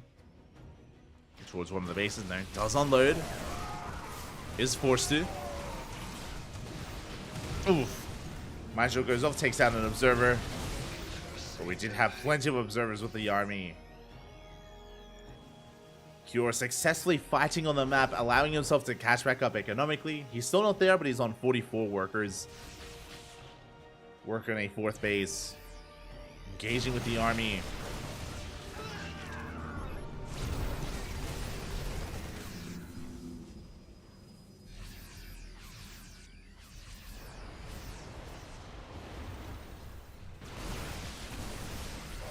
Does engage, and here we go. Creator diving on forward here, chasing down what little is left here of Cure. Nova goes up. A good dodge there from our Terran, but we're bleeding out units. Vikings gonna be falling. Marines as well. I mean, Vikings don't matter as much as Creator doesn't have any more Colossus. So regardless, good trades here from our Protoss. You see Cure desperately trying to expand, take a 4th base. But that does spread him, he does spread himself thin. Creator is going for it. Good EP. As they go up. Good splits here from Cure. We stibbled, we take down the Disruptor, we get even almost 2. But the supply here, it does not lie. Bit of friendly fire there by Creator. It's fine. Killing some of our own Zealots. They're meant to die. Smooch. And now, as the Viking count has been reset, now we can make Colossus again. Now we can get back into Colossus production. No more Vikings left here for Cure. He's stuck on medevacs, stuck on ghosts. Doesn't have the freedom to go back into Vikings. Doesn't have the economy for that, I should say. As DTs are coming in. Mine shots are getting baited. DTs are getting to the middle line. A massive amount of mules were thrown down, but we have a Dark Templar in that 4th. And GG gets called. Creator will take a lead here in this series 1-0. GG. GG, well played again. Creator having a really strong start there to that game. it would have a pretty solid engagement as well. If you remember, Cure, he was kind of cool with his pants down after losing his entire army, right? When he pushed out on the left-hand side, he did kill all the Colossus, if you remember. But it wasn't just that he lost his tanks, because he did lose 3 tanks, but he lost everything. He lost every single medevac, every single marine. He lost his entire army. And that gave Creator so much freedom to just expand, to get back into his disruptor production, or to maintain his Colossus, get into disruptors, and snowball out of control. By the time Creator moved out, again, Cure just did not have enough to defend back at home. No bunkers, no tanks, had to pull the boys. He lost over 30 workers in the defense. And Creator took a massive lead, and he retained that lead for the entirety of that game. GG. GG, well played. With that, we're now getting into game número 2 on Oceanborn. Let's go. We're going under the sea, party under the sea.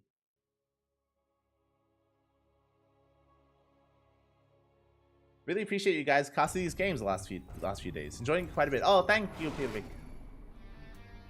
Pyrelic? Thank you. I'm glad you enjoy the content. Glad you enjoy the casting, because we won't stop. We're not stopping, Bobby. Today we're going over ESL Open Cup Americas 215. Tomorrow we're going over 216.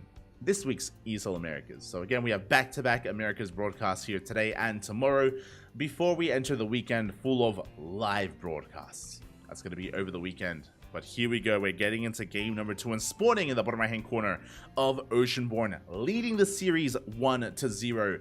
The South Korean Protoss, representing Club NV, it is Creator.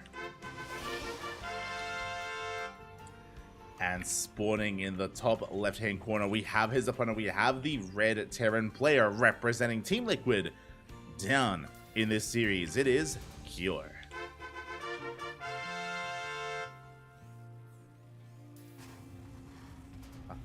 Yes, hope you have. Thank you so much. Glad you've been enjoying the content. Glad you've been enjoying it. Oh. But yeah, we have a pretty big month ahead of us. I mentioned at the very start of the broadcast, but recently it was announced that there is a big event, an offline event happening in China, and there are going to be a lot of big StarCraft event happening in China, and there are going to be a lot of qualifiers. There's going to be some Korean qualifiers, some European and American qualifiers, and some Asian qualifiers as well, and it's all happening next week.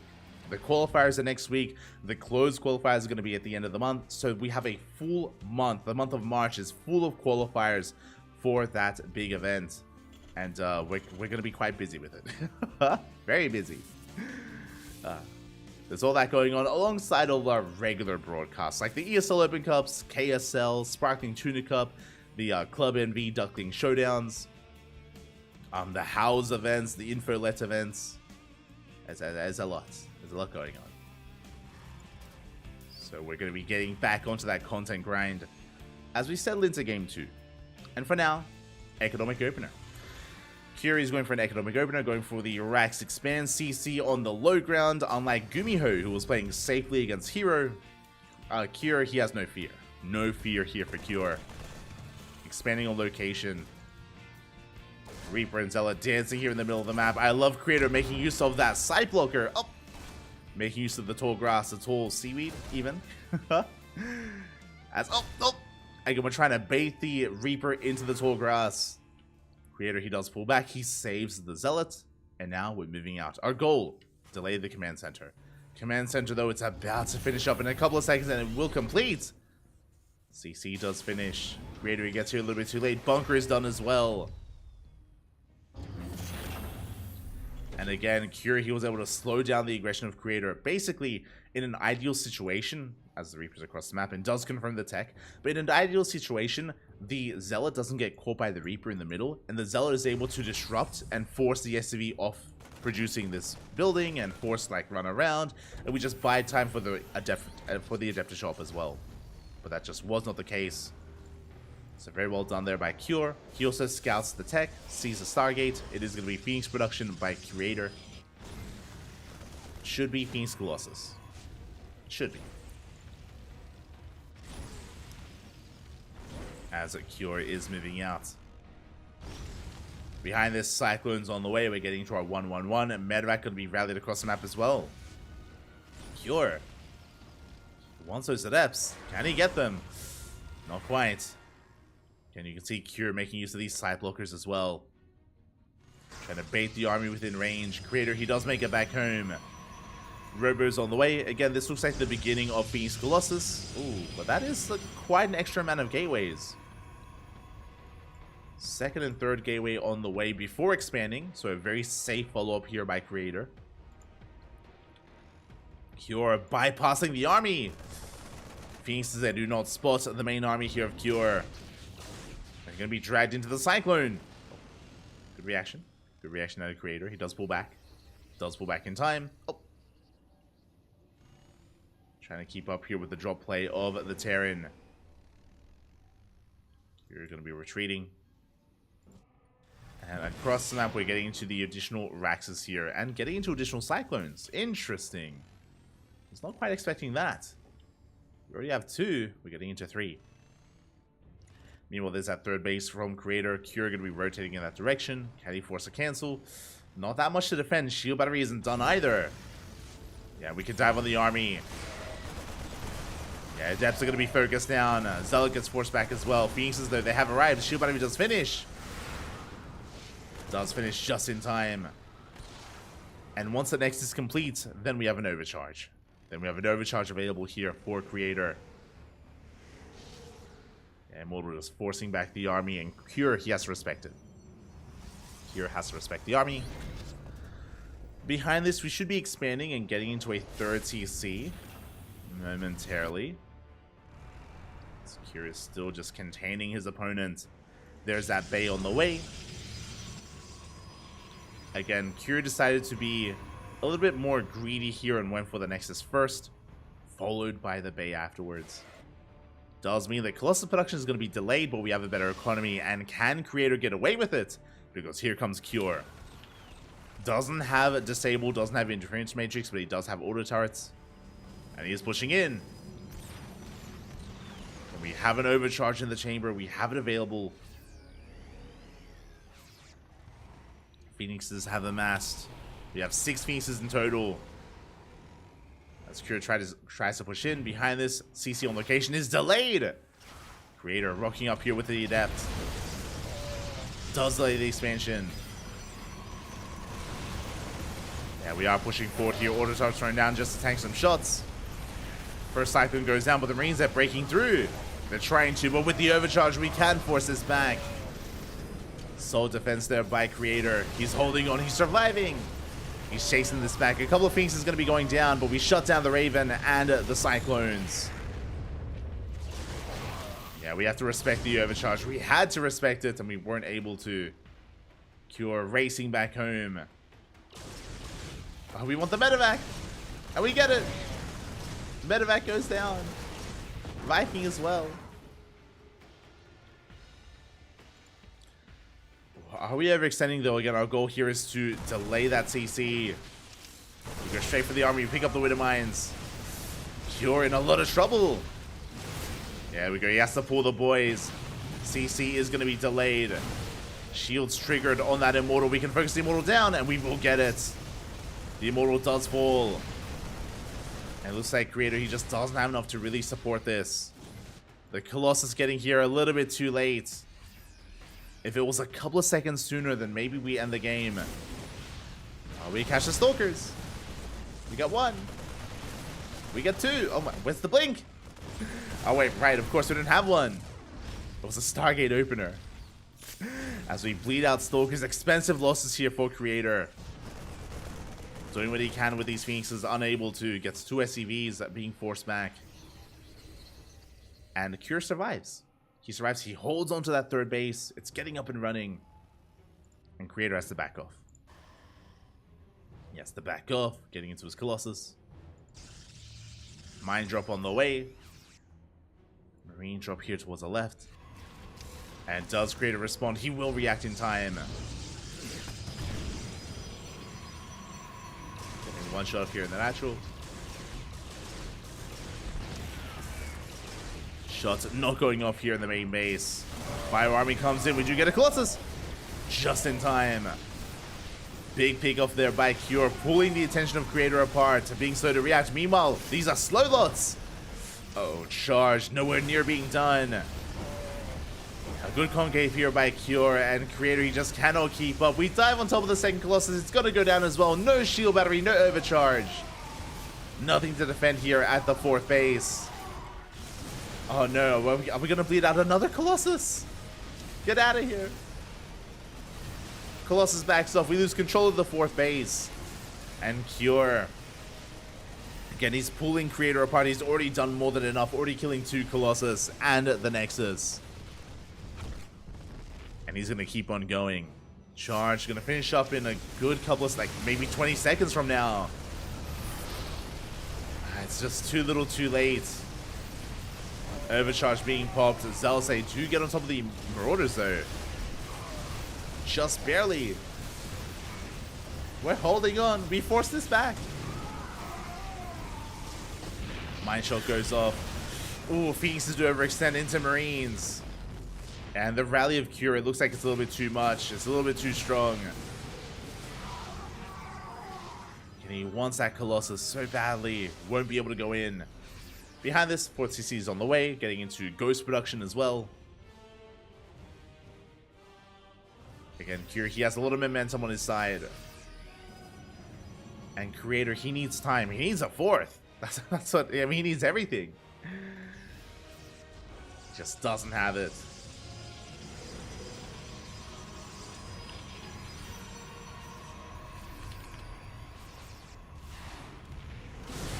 There we go, we dive on the base. We kill on the pylon. Collapse here on the Marines and Marauders. Not a bad fight here for Creator. A little bit risky is what I will say. Peace is getting very low here. But that's 3 Colossus. And we can't support each other. Did I speak too soon? Ooh. Yeah, they did so much damage to that army. Cure bleeding out a little bit there. The gap in army supply is slowly closing.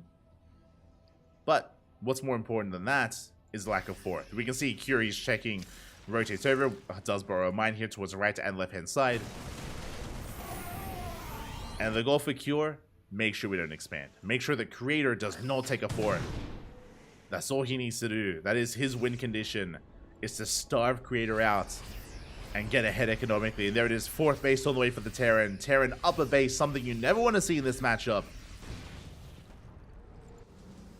As Protoss just cannot compete with the mules. And of course, just the better economy.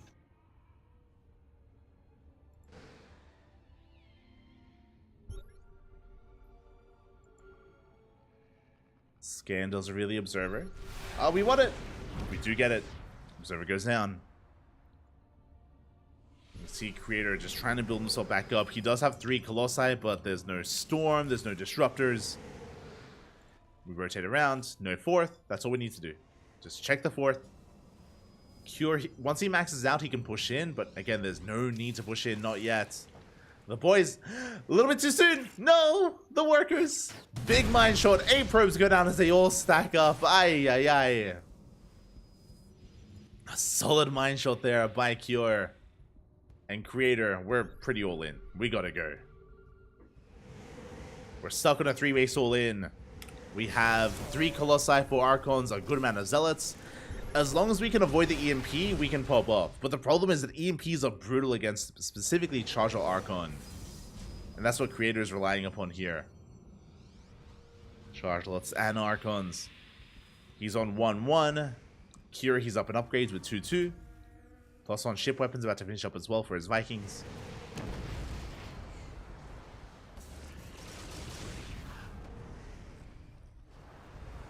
Here we go, Creator rotating around. Trying to find a way in. Yeah, being forced further back. And again, Creator, still no 4th base, still no expansion. Curie's taking a 5th! we don't even need a 5th base, but why not? 5th is being taken, 6 CCs on the way. Cure just securing his economy. He's maxed out. Both players are maxed out, to be fair. Creator can still take this. He has to just win one big fight. He collapses on the army. Big EMPs here on the Zealots. Boys are being pulled. We can afford to lose them. Archons are going down. The EMPs were brutal.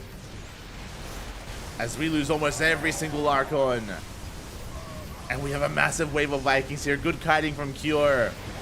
Phoenixes are going down. And there's just barely any support here for the Protoss.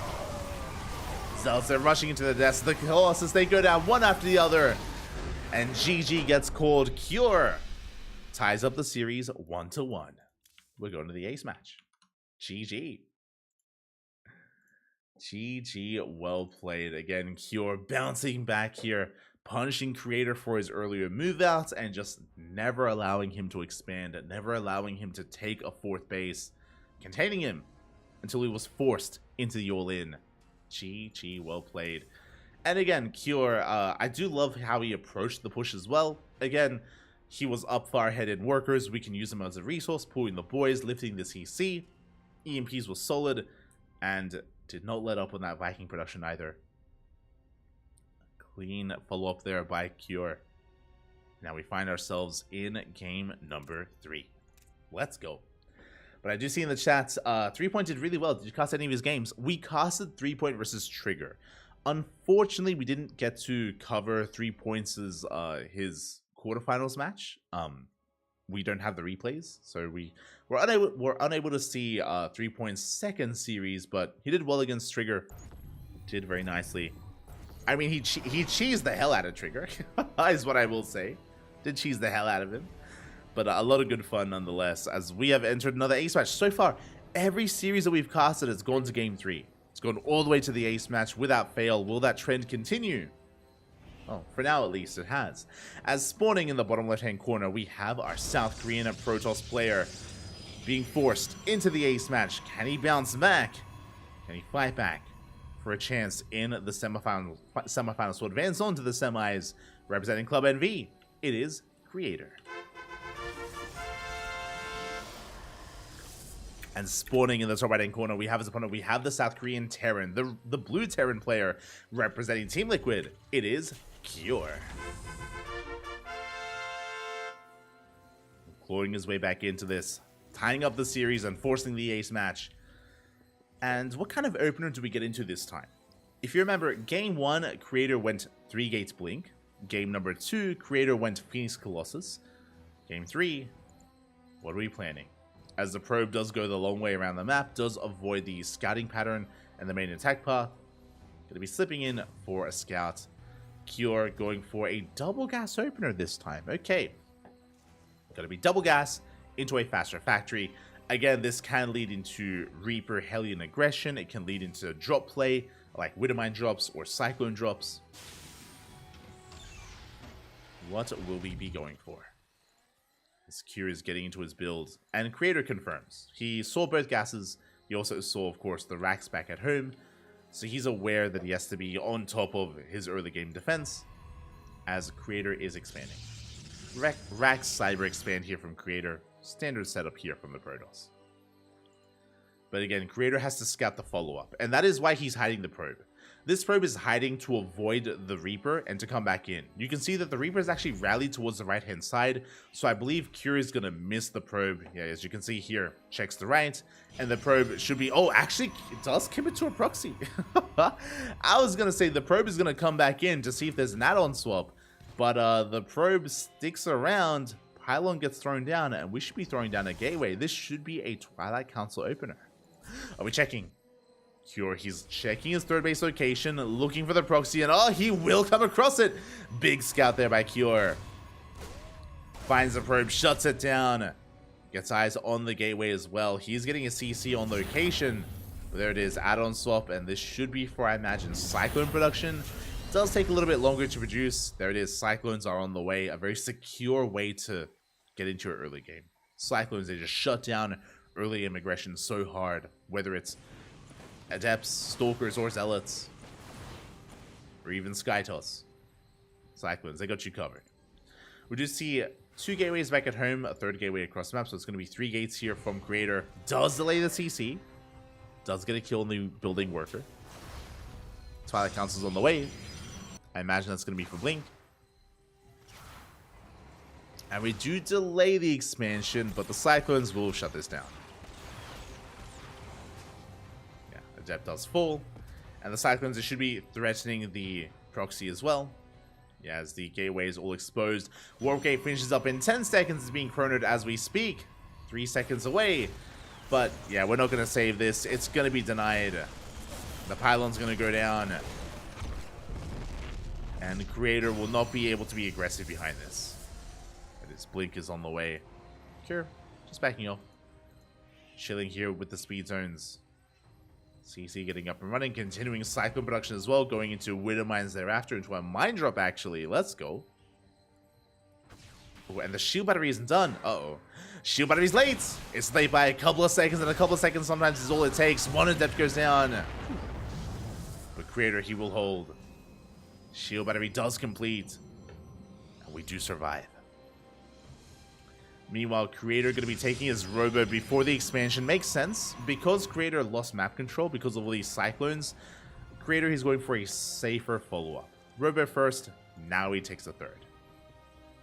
With this Robo, we can get into early game Immortal production, and of course, start working towards Observers, which gives you map vision, map awareness, map control, into Colossus. Meanwhile, that Widowmine drop, it was delayed. It's a delayed off-timing Widowmine drop, but because it's so delayed, because it's so offbeat, will Creator react in time? Drop comes in. He does see. He does notice. Creator, he does respond here with his Stalkers. Probes being pulled in. Oh my god. As one worker goes down, we go for the medevac instead. Losing a Stalker. Rough loss there for Creator. Losing one Stalker. Second Widowmine does waddle away. Oh. Let's try to waddle away, but there's no escape. Not a bad trade for Cure. Obviously, he noticed the Stalker count. He's aware of the Twilight Council follow-up. Doesn't see much else, though.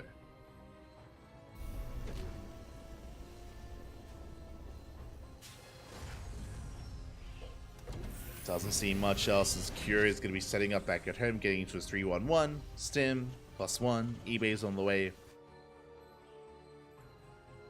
Settling back in. And the game is going to be calming down from here. We are taking an extra Gas Geyser. I was curious if we're going to be doubling down on like a Mass Zealot composition. We are going into Charge Belts, that is true. We do have the Gateway Explosion getting into 6 gates. But with this extra gas, we should be working on upgrades and rounding ourselves out. Stalker still being as active as they can. Cure going for his 3rd TC. Medevac tries to escape, takes some extra hits. That's the Medevac from the start of the game. As Creator, he gets 3 SCVs, doesn't lose a single Stalker. Very nicely done. Good control there out of Creator. The Stalkers are very low, but they're still alive. Meanwhile, Auto Tartaras coming in towards the 3rd base. Probes taking a lot of hits. 3 probes go down. Widowmine tries to escape. Not quite able to, though. Does get caught by Creator. So Medevac goes down. And the game should be settling from here. Do we have a bay yet? We do not. We're getting to Charge Belts, we're getting to Safety Immortal production. We should be seeing a bay alongside this. There are those forges, and yep, there it is. The bay in the main.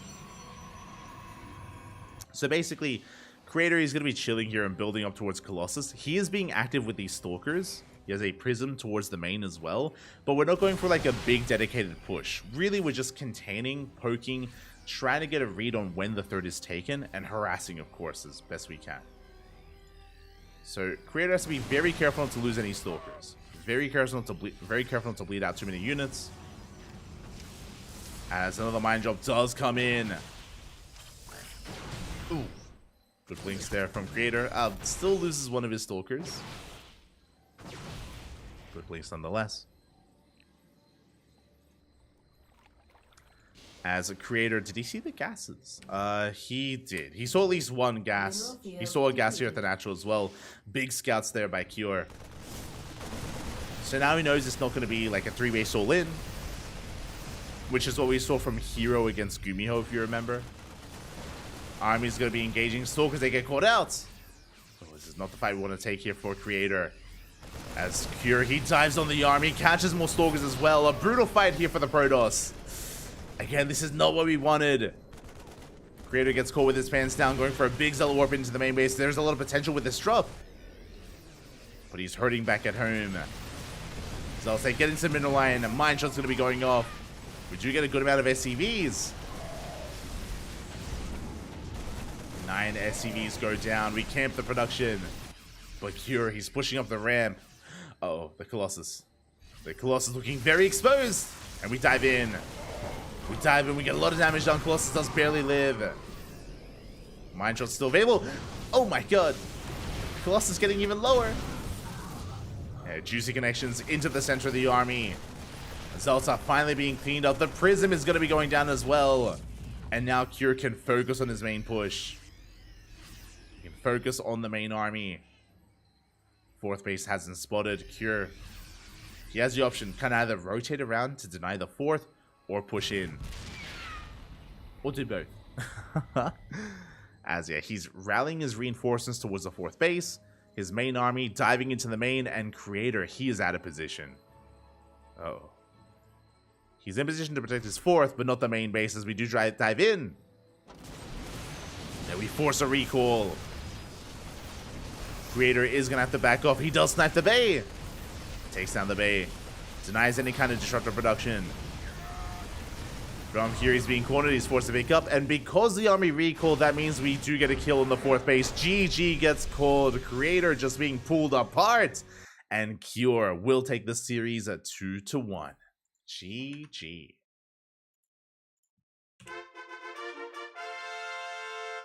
GG, well played, Cure. He stumbled in game one. Creator, he was able to start off here with a solid lead in the series, but again, Cure, he just became a little bit too much to handle both in game 2 and game 3. Very aggressive, very assertive play from Cure once he got his economy going. And Creator just had a bit of a harder time here, especially in this game, getting caught out with his army. His 3-gate blink opener, not really achieving too much aggression. He killed 3 SCVs across the map, only 3 SCVs. He couldn't slow down the third base. He was mainly on the back foot, and yeah, Cure, because he was so active, he was able to succeed with that, able to gain map control. GG. GG, well played. Pulled Creator apart. Very well done. And with that, Cure advances on to the semifinals as well. And we have one series left before the semis. We have one series left. So far, we've had Hero advance on to the semifinals. We've had Cure advance on. Who else? Who else makes it into the semifinals? We have a PvP between MaxPax and Estrella. Let's go. The best Protoss in the Americas up against the best Protoss in Europa. They will clash. They will collide in a PvP of all things. I'm ready for it. Both of these players have very unique PvPs, by the way. Very unique. So I'm curious how they match up with each other. I'm ready for it. As game 1 is going to be on Site Delta. Now again, typically MaxPax is very greedy. He's very greedy, very economic with his openers. Estrella is a lot more unpredictable. We've seen a lot of like these quirky all-ins. We've seen some quirky openers. Estrella, he is one to almost never wall off at the ramp. But we're loading into Site Delta, one of the most macro-oriented maps, especially in a PvP.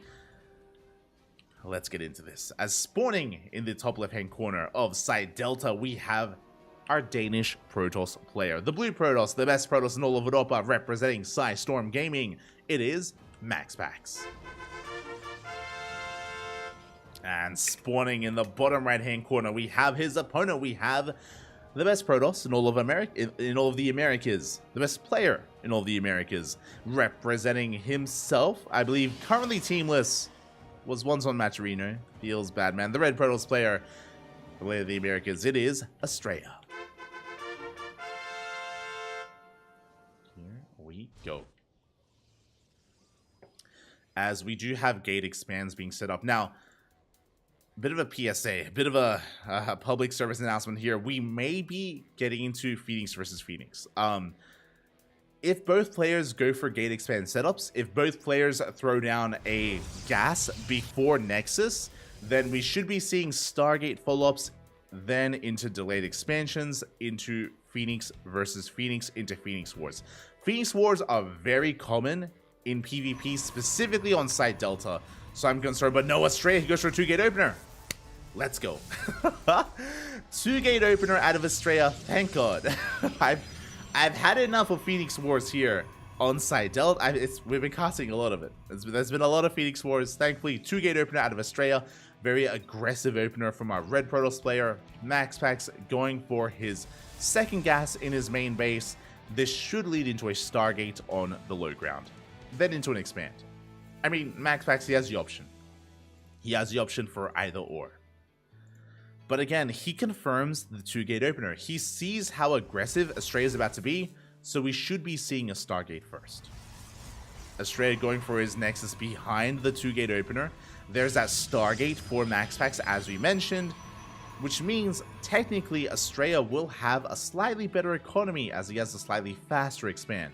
MaxPax confirms with the probe, and he should be expanding here as Estrella, being so annoying, does throw down the pylon.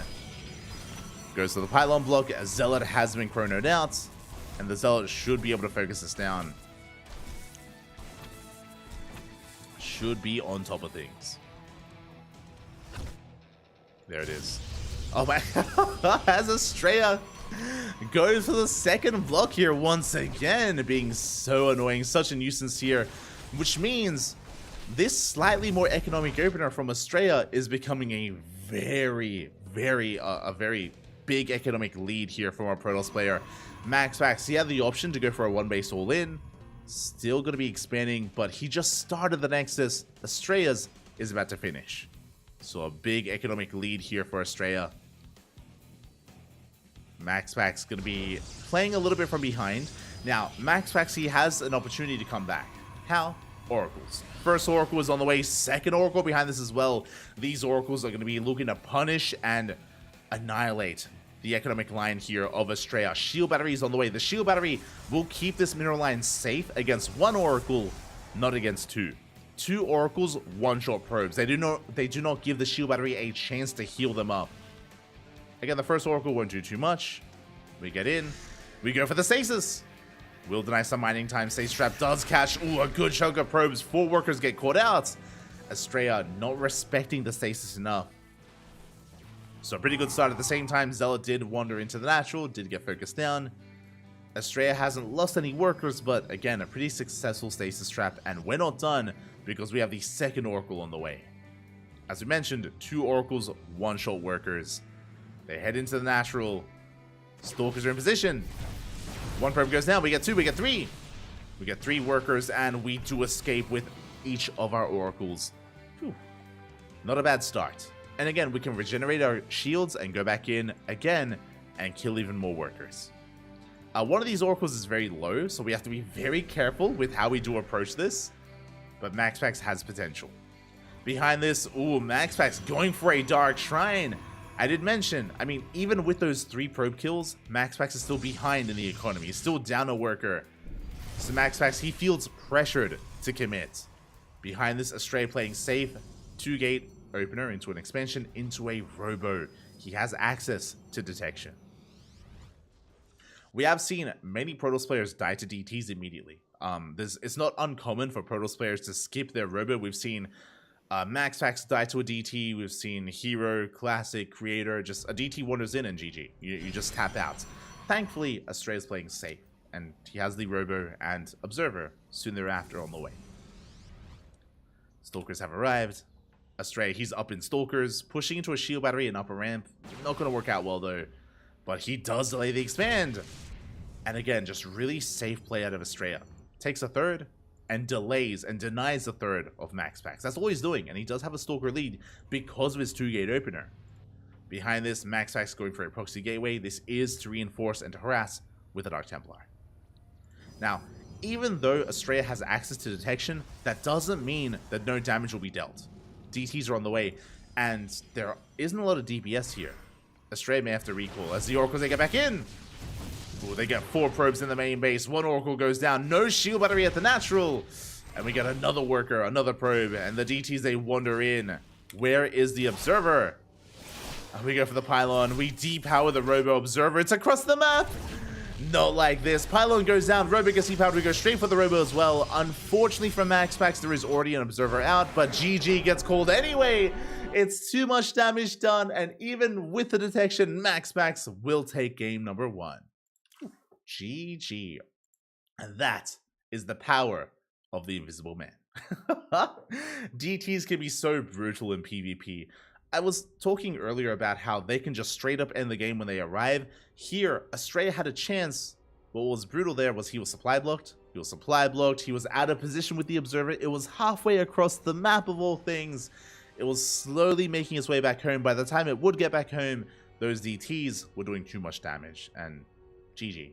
GG, well played. Estrella just sustained too much there.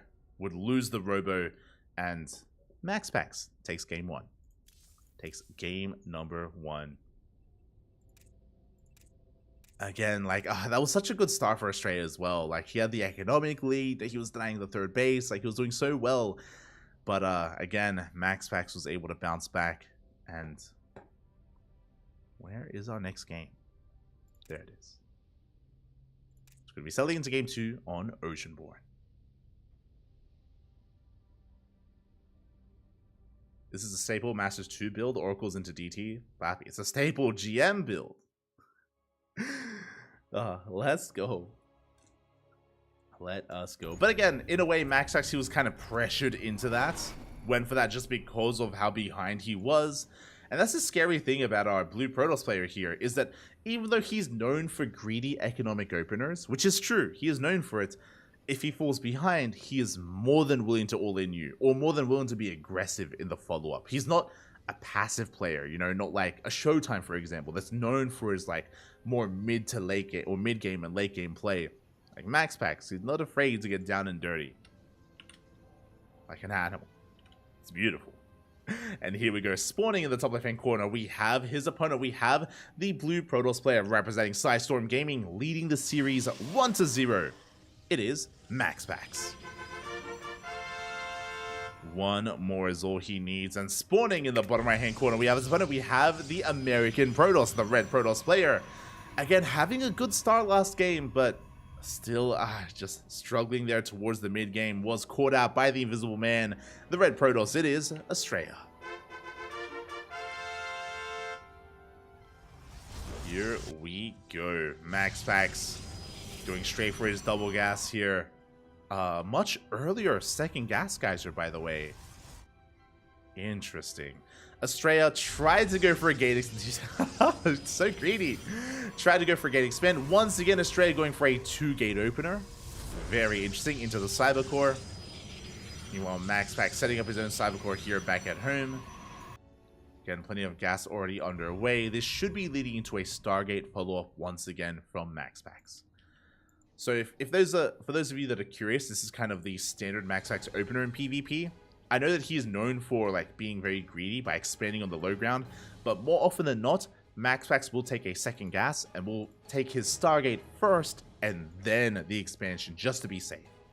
There are certain instances where he will skip that gas and go for a straight up gate expand, but those are a little bit rarer. Those are on maps like Alcyone, like larger maps like Alcyone, Radisson Station, Equilibrium.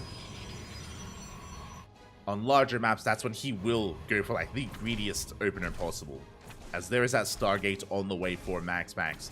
Meanwhile, once again, Estrella opening up 2-gate, faster expand. We have a very similar setup to game 1. There's that second pylon block as well. It's almost like deja vu. The same or very similar setups here between MaxPax and Estrella. If you remember though, Estrella was trying to go for a gate expand, so his second gate is a little bit delayed this time. Nexus on the way. Estrella pumping out those Stalkers 2 at a time. Will have the Stalker lead, and once again, MaxPax opens up Oracle. So just like the last game, MaxPax's goal, even though his Nexus is later, his Oracles are looking to harass these mineral lines and to get some economic damage done. Meanwhile, Estrella will have the Stalker lead and is going to be trying to really assert himself here on Oceanborn. Here we go.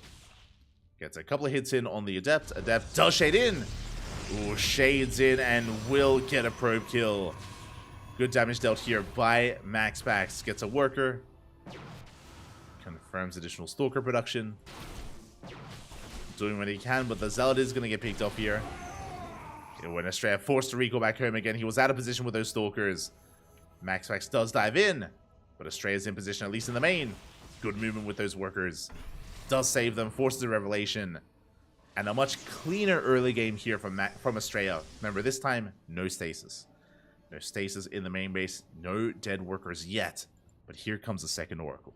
MaxPax, he's not done. Here comes the second Oracle. Again, 2 Oracles, they one-shot workers. We have 3 Stalkers in position at the natural. We have soon-to-be 3 Stalkers in the main. As we are barely getting in. Shield battery is done, which helps a little bit. Not much. And yeah, we're in position. We should be able to zone this away. Would you go for the run by anyway? 4 probes go down. Oh my god, 5 workers in total. For an Oracle. Not bad. Not bad whatsoever for MaxPax. I mean, ideally, you want to retain the Oracle. That's the downside, but he did kill a lot of probes. Behind this, MaxPax, ooh, going for another gateway. Interesting. Following up with a 3-gate blink. Very aggressive follow-up here by MaxPax. Yeah, could even set up a 4th gateway across the map. This is looking like a potential 2-base all-in from MaxPax. Estrella, meanwhile, going for a robo follow-up. Checking his vision, he's just now moving out. He hasn't seen whether or not MaxPax is expanding. And of course, he hasn't seen the proxy. And there it is. There's the 4th gateway. 2-base all-in. 2-base all-in here from MaxPax. Let's go. Estrella still trying to figure out what's going on. Still doesn't know. Looking at the units tab here, Estrella, he has a slight Stalker lead. That is going to be forever. Estrella, he takes a 3rd. Oh god, he takes the 3rd base. He's expanding. Dancing with the army. No scout of the main base. He doesn't know what's going on. Not yet. Maybe not at all. For the remainder of this game, I mean. As we have an Oracle threatening the natural, keeping Estrella busy. Observer has been prioritized. It is going to be staying back at home. I mean, after last game, I don't blame Estrella. This means that he can defend against DTs, but it also means that he has no scouting information. Estrella, he's in the dark. Blink is about to finish. 4th gateway is done. We can reinforce across the map. And now MaxPax has the Stalker lead. Okay, is going to be looking to expand though. Okay, so instead of warping in across the map, 3rd base. 3rd base is going to be on the way. I mean, we have an option right now. We have a choice to make. And let's say shade in. Ooh, 5 probes. Not bad. Estrella getting a lot of damage done. Meanwhile, he does threaten to shade into the main. Does manage to slip in. And MaxPax is pushing. And it does see that Immortal does dive on top of it. The Immortal goes down. Big pick off there for MaxPax. As Estrella, he gives up on the 3rd base. Force back, bleeding out another Stalker. And this may just be too much. Yeah, MaxPax, he has control of the 3rd base. Reinforces across the map. There is no 3rd. He had the option to expand. Chose not to. Okay, he chose to commit instead. He smelled blood in the air. Or he smelled blood in general. Went for it. No shield battery, no overcharge. Estrella, he was not ready for an all-in. Again, he didn't know. He wasn't expecting this. Didn't know he needed shield batteries, and this 3rd base is going to be shut down. Behind this, now MaxPax expands as he's ahead. And he can just keep going. He can break Estrella. Again, without a shield battery, there's not much to stop MaxPax. There's not much to stop him. Gateway's under fire. Goes to the Immortal. Ooh, it goes down as well. Immortal does fall. We do barely pump out a 3rd Immortal, but we dive on top of it. Big blink here from MaxPax. And again, he's just overwhelming Estrella. And GG gets called. Estrella in the dark the entire game. No idea what was going on. And MaxPax takes the series 2-0. GG. GG, well played. And you could even see there that game 1 did impact Estrella's kind of mentality here in game number 2. For example, going for the Robo, going for the Observer, keeping it back at home, not having a sentry to scout either, being a little bit greedy, taking a fast third base. Again, it's one of those things where MaxFax, he does have a reputation of going for economic openers. That is true in PvP. But as we've seen, both in Game 1 and in Game 2, MaxFax, if he notices, or if he takes an economic deficit, if MaxFax, which is rare, but if he ever does fall behind in the economy, which is what's happening, and if he ever notices that his opponent is being too greedy, then bam, we just turn on the aggression, we go all in ourselves. Like, MaxFax is very flexible like that, which is what's terrifying about him. Which is what is scary about his PvP. GG, well played. Congratulations to MaxFax as he advances on to the semifinals. And we have our semis upon us. We have our semifinals upon us here. So we're going to be going on a short break. When we return, we have Los Semifinales. We have 4 players remaining in the tournament. It is going to be MaxFax versus Dark. MaxFax versus Dark in our first semifinals. And then we have Hero versus Cure in our second semifinals. Again, we were able to cast Hero, Cure, and MaxFax all advance on. We missed out on Dark versus 3-Point, unfortunately. They did play out their series, but we didn't have access to the replays. As we now know, Dark did defeat 3-Point, which was to be expected, but 3-Point, he did well for himself, making it that far, making it to the quarterfinals. So a big shout out to 3-Point. Not too shabby. Not an easy feat for 3-Point at all. But yes, we're going to be going on a short break, 5 or so minutes. Take this moment to get some snacks, stretch, posture check, everyone, posture check, no slouching in the chat, and hydrate your hydras. Stretch your roaches, massage your marines. We'll be back in a couple of minutes with the semifinals. See you soon.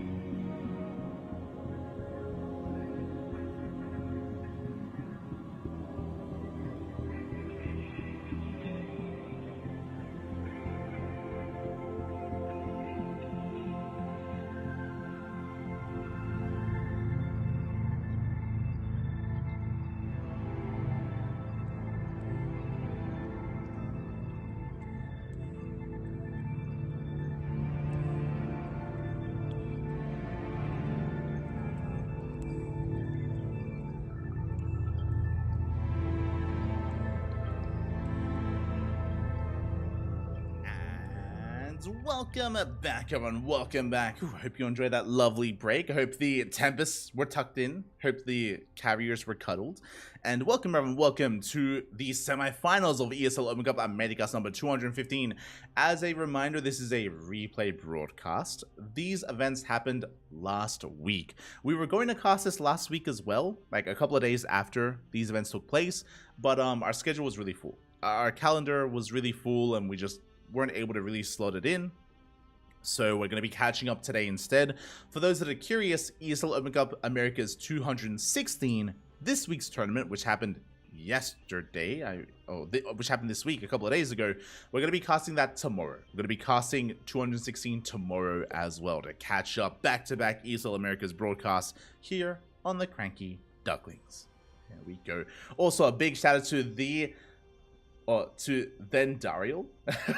I used to call you the and Dariel. Then Dariel, thank you so much for subscribing for 6 months. Oh my god, Papi, thank you so much for subscribing. Hope you had a great time. Hope you've been enjoying your stay here. Half a year of support. Thank you so much. Quack, Papi, quack.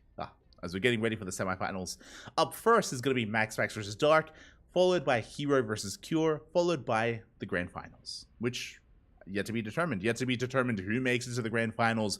We are here to find out. Game 1 gonna be on Oceanborn. Let's go. Let us go.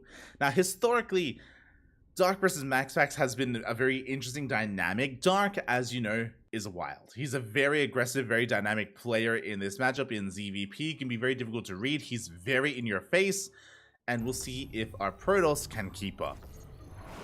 As spawning in the top left-hand corner of Oceanborn, we have our South Korean Zerg player, the Red Zerg, representing his new team, Talon Esports. It is Dark. And spawning in the bottom right-hand corner, we have his opponent. We have the Danish Protoss player, the Blue Protoss, representing Storm Gaming. It is MaxPax. Here we go. As we do have our probe scout being sent out across the map. Dark opening up with a 15-15. We spoke about this before. There are certain players that do nothing but 15-15 openers. Players like Raynor and Shin, they both do it more often than not. That is their standard opener in most matchups. Players like Dark, Solar, Serral, they sprinkle in the 15-15 every now and then. And we do see Dark opening up game 1 with that very opener. For those that are curious, it is slightly inefficient. It is economically inefficient compared to a hatch gas pool, but it is very safe. It allows you to take your natural base on location. It also allows you to get into faster queen production because it's a spawning pool before gas geysers. So faster queen's going to be on the way, and you can be quite greedy with this in the follow-up, in the sense that you could even delay your gases even further. Like, that's the downside of this build, is that because your gases are so late, link speed is really late as well. And there are some players like Dark that go for a faster third. They delay their gases even further, they go for a faster third base, and they go roaches instead. They just skip link speed entirely. We can see we don't rush into a fast third, there's that gas on the way, but we could still decide to skip link speed and go roach. If you are familiar with Dark's playstyle, he's all about roaches in most matchups, so it would not surprise me if he does end up skipping link speed. We'll keep an eye on him. We'll keep an eye on him. This also means that he can't be as active on the map, and he will have a harder time punishing the third base as well, just because link speed is a little bit later. As gases are being taken. We see back at home, MaxPax, of course, is aware of the opener. He won't be able to disrupt the location of the natural because of the 15 hatch timing. It's that much earlier. And MaxPax should be going for a Stargate into Oracle. I'll be honest, I haven't seen MaxPax really deviate too much outside of this. I haven't seen much of MaxPax going for a Twilight Council opener into like DTs or Glaive Adepts or like 3 base all-ins with Blink Stalkers. It's just not really something that we see much from MaxPax. He's very standard with his openers, at least in my experience. So Stargate into Oracle, I wouldn't be surprised if we see this every game. Would not be surprised, but we'll see. We'll keep an eye on him. As First Adept is going to be getting across the map. Third base has been taken here by Dark. Queens are in position. We have a couple of Lings on the way to keep up with the Adept. You can see we have pulled out of gas. Ooh, and good movement here by Dark. He does end up catching the Adept. Oh, just barely. The Adept, it looks like it will barely go down. Ooh, a big blow there for MaxPax. Now, it's a bit of a give and take. On the one hand, losing your first Adept usually means that you lose your third, or your third is delayed. Your third base should be delayed from here. But, again, Link speed is still yet to begin. It should be starting up soon, so we have slow Lings moving out. Will this be enough to really deter the third, though? That is the question. As a couple of Lings, they do slip into the main. They are being dealt with. Stargate has been spotted. Oracles are moving out across the map. First Oracle does move out. And you can see the Dark, he's stuck here with his Lings. Ling speed just now begins. MaxPax should be able to take his third base without too much issue. But we are going for a Void Ray follow-up. That is interesting. That is very interesting here by MaxPax. So it's going to be only one Oracle to harass. Now, this Void Ray means one thing. It means we deny Overlords. It means Overlords are going to be hunted down, and Dark will have a very hard time scouting what comes next. What comes next could be Glaive Adepts. It could be Sky Toss. We could be rushing into Carriers. The Oracle, ooh, does get 3 drones. Takes a lot of damage, but does escape. But it could be a rush into Carriers. Could be Double Stargate, Mass Phoenix. There could be a lot here behind this, and Dark will have no idea. It could even be standard play. It was a big supply block there for Dark. Oh, it is going to be stuck at that 61 supply for quite some time. 3 Overlords on the way. Again, the Void Ray really caught him off guard. We're trying to saturate that third base. We have a 4th Overlord on the way as well, just to break out of this. A 5th Overlord. Oh my, a laser, is that you? Is that So a brutal supply block there. Follow-up has been confirmed. Twilight Council on a Forge. Looks like a standard follow-up here by MaxPax. But again, Dark doesn't know. Could be anything. Could be nothing. As behind the Void Ray went for a 2nd Oracle, we can see Dark going into his lair. Around a 5-minute lair timing, pretty standard here. With this lair, we should be seeing a Roach Warren as well. There it is, Roach Warren has been thrown down, and this is lined up for Roach Speed. Once the lair finishes, Roach Speed can begin. Meanwhile, Adepts have arrived, clearing up some creep. Link Speed finally kicks in for Dark, so he can keep up with the Adepts. Won't allow them to shade in. We spoke about the standard follow-up. There it is, +1 on Blink. Nothing too crazy. We'll keep an eye on the gateway count. It should be staying relatively low to expand into a 4th base. If we go for a gateway explosion, we'll keep an eye on that as well. As MaxPax gets on top of the 4th base, forces a cancel. Does deny the 4th here, even threatening shades towards a 3rd. Dark stuck on 3 bases. As he does just take his additional gases. Should be working towards +1 range here at his natural, towards Roach Speed. Towards the rest of our upgrades. So far, MaxPax doing a good job here at containing his opponents. You can see he's got a Void Ray towards the left, he's got his Adepts on the right-hand side, and we just cannot expand! We're trying to! But the bases are being shut down. Dark perpetually stuck on 3 bases, working on +1 melee, not range, so he's going for Lingbane Roach Ravager, not pure Roach. Creep is being spread. Another big supply block. That is 6 more Overlords. Ay, ay, ay. 2 big supply blocks so far by Dark, and it looks like Dark should be cutting workers. We have 69 drones. Nice. We're working on another 4th, but I would not be surprised if we just cut worker production and focus on roaches for now. Creep is spreading through the center. MaxPax still in 3 bases. He's going for a gateway explosion himself.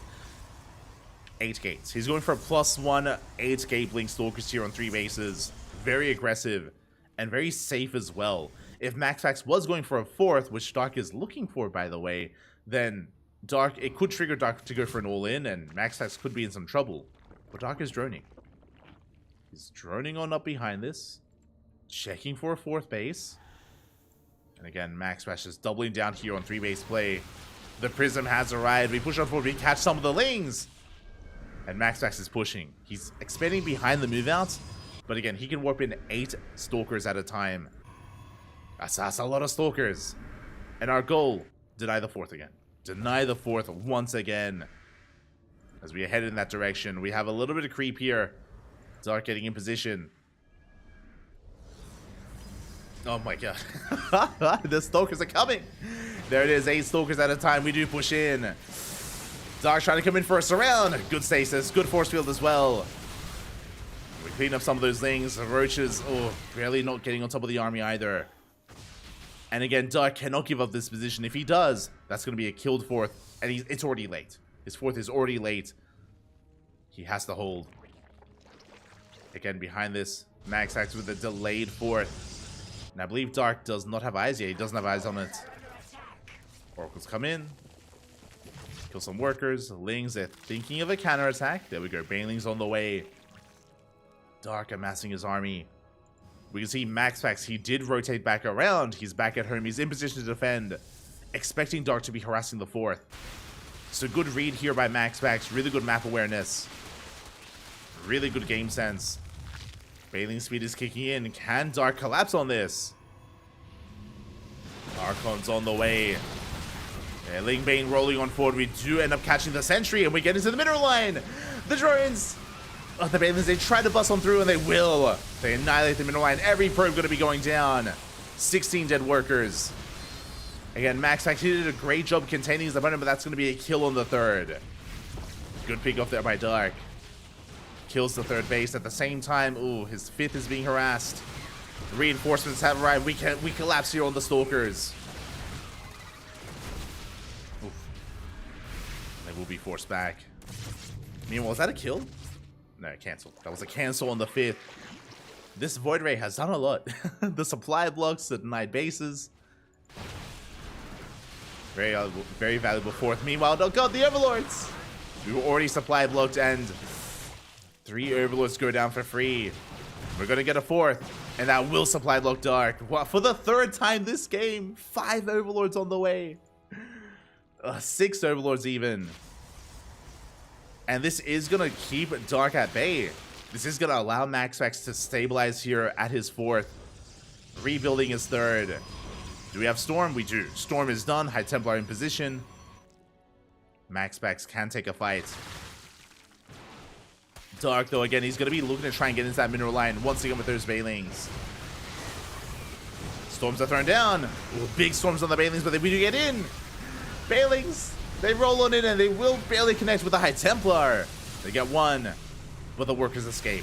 The workers, they do evacuate. Lings are in position to deny them. They pick up some transferring workers. 4 probes go down. Not amazing, but damage is dealt. Ooh, at the same time, though, a big Zealot counterattack. MaxPax loses 4 workers, but he kills 4 drones across the map. And Dark, his economy is still very low. Why is it low? The supply blocks and the denied fit. Like, we just keep denying bases over and over again. Dark does not have the best economy. He hasn't lost a lot of drones, he just hasn't been able to make them. As he's now taking up into a hive. Infestation Pit now on the way. It's quite late. I imagine the Infestation Pit is late because Dark assumed he would have been able to kill his opponent by now, or at least cripple him. He has done damage, but MaxPax, he has a comparable economy to Dark. Only down 6 workers. He still has his 4th up and running. The 3rd back up and running as well. Go. We get another Overlord. This time not supply blocking Dark, thankfully. Hydrogen finishing up. Hive on the way. This should be for Hydra Lurker Viper. This should be for Lurker Tech as up. The Prism will barely escape. Barely does slip away. There's that Lurker Den now in production. Again, it's lined up with the Hive just so we can start up those Lurker upgrades. But the constant Zealot harass, even though it's not doing a lot of damage, what it is doing is keeping Dark busy. Allowing MaxPax to close that supply. To catch back up in the army. You can see that now MaxPax only down 20 supply. And he has a more efficient army. I would, in a head-to-head fight, I would favor MaxPax right now. But Dark shouldn't be fighting. He shouldn't be fighting because he's waiting for lurkers. Like, it'd be an anti-timing if we were to attack now. But this does mean that MaxPax is free to stabilize.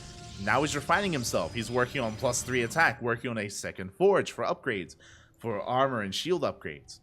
And from here, we may even work towards something like Sky Toss. I think it's too risky. I would like to see a 2nd Robo in a Bay and Disruptor production instead. Disruptors would be ideal, but I know MaxPax, he has his thoughts on the new Disruptor. He, not too fond of it. Specifically because it does cost more supply nowadays in the new patch. MaxPax hasn't been as fun. Safe Strap going off, connecting with the Banelings. Gonna be just relying on Immortals for the time being. Zealot run by on the right hand side. Lurker production has commenced here for Dark. So you see Dark trying to collapse on this. Oh. So far, not able to catch the Archons. They do survive. MaxPax going to be committing. At the same time, Prism dropping to the main is shut down. But the Zealots, they get 7 drones here at the 4th. Good damage dealt here by MaxPax. Pushing in the left-hand side. But the Lurkers are getting in position. Yeah, the Lurkers have arrived. Dark has been able to survive long enough to get into them. Now he can hold. Yeah, Lurkers are revealed. Big lane counterattack here right through the center. And going for the 3rd base. We do have some cannons and shield batteries, but we go right for the site defense. MaxPax doesn't turn around.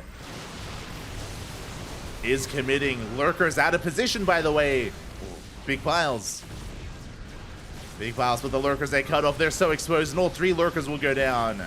Big pick off. We get 3 Lurkers. We get the 5th base at the same time. A Zealot run by here on the right-hand side does run into the army. Does get cleaned up.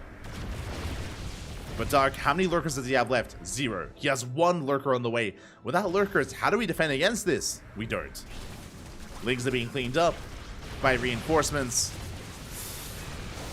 And again, not enough Lurkers here back at home. We have 2 more on the way.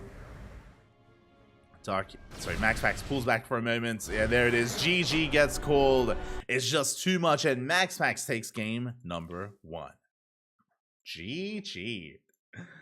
A solid game there out of MaxPax. A very solid game. Again, the early game, he was in control. Dark just wasn't really able to be aggressive whatsoever.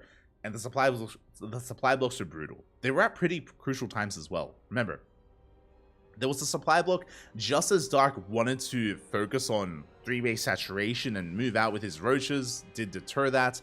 Once again, it occurred when Dark was hitting, when he was trying to break the 3rd. He did break the 3rd base, but again, there was a big supply block before that, so he could have been even more aggressive and more assertive. And the 3rd supply block was when he was trying to max out. He was stuck at like 175-ish supply for a while there. They were pretty impactful there, just because of how aggressive Dark was being and how roach heavy he was. So he was slowed down, and MaxPax takes a lead in the series. And now we're going to be getting into game number 2. Also, I love how safe MaxPax was playing. Remember, I feel like against another Zerg player or given another Protoss, we would have seen a faster 4th. But remember, MaxPax, he intentionally did delay his 4th base, going up to 8 gateways with his Blink Stalkers and just focusing on his army production first. I do really like that against Dark, just because Dark is a very aggressive player. If his opponent is playing standard or more economic, then Dark punishes it so hard. But MaxPax, again, he was playing very safe, very reserved with his economy, and was able to keep up and even punish Dark at times.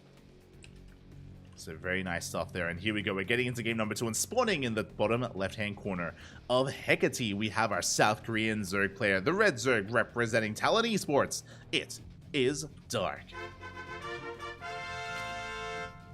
And spawning in the top right-hand corner, we have his opponent. We have the Danish Protoss player, the Blue Protoss representing Psystorm Gaming. It is MaxPax.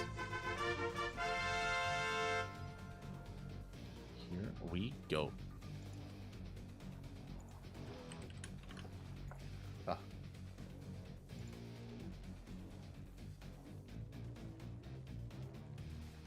That's where we are going to be settling in.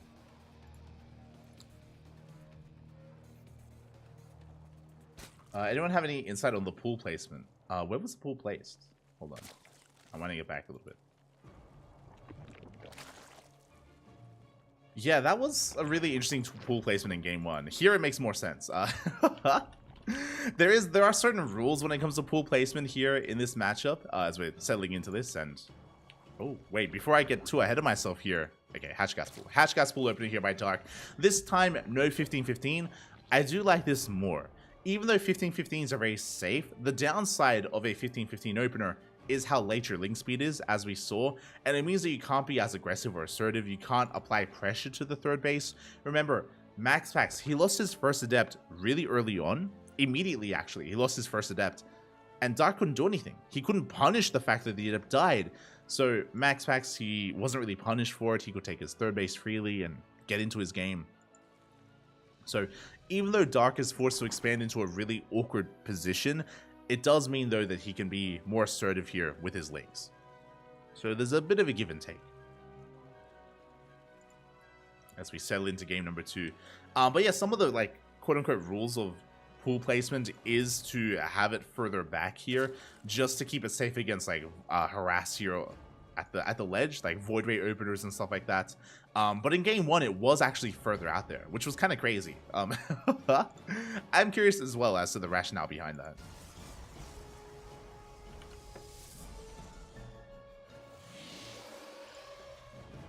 As this makes more sense in my eyes.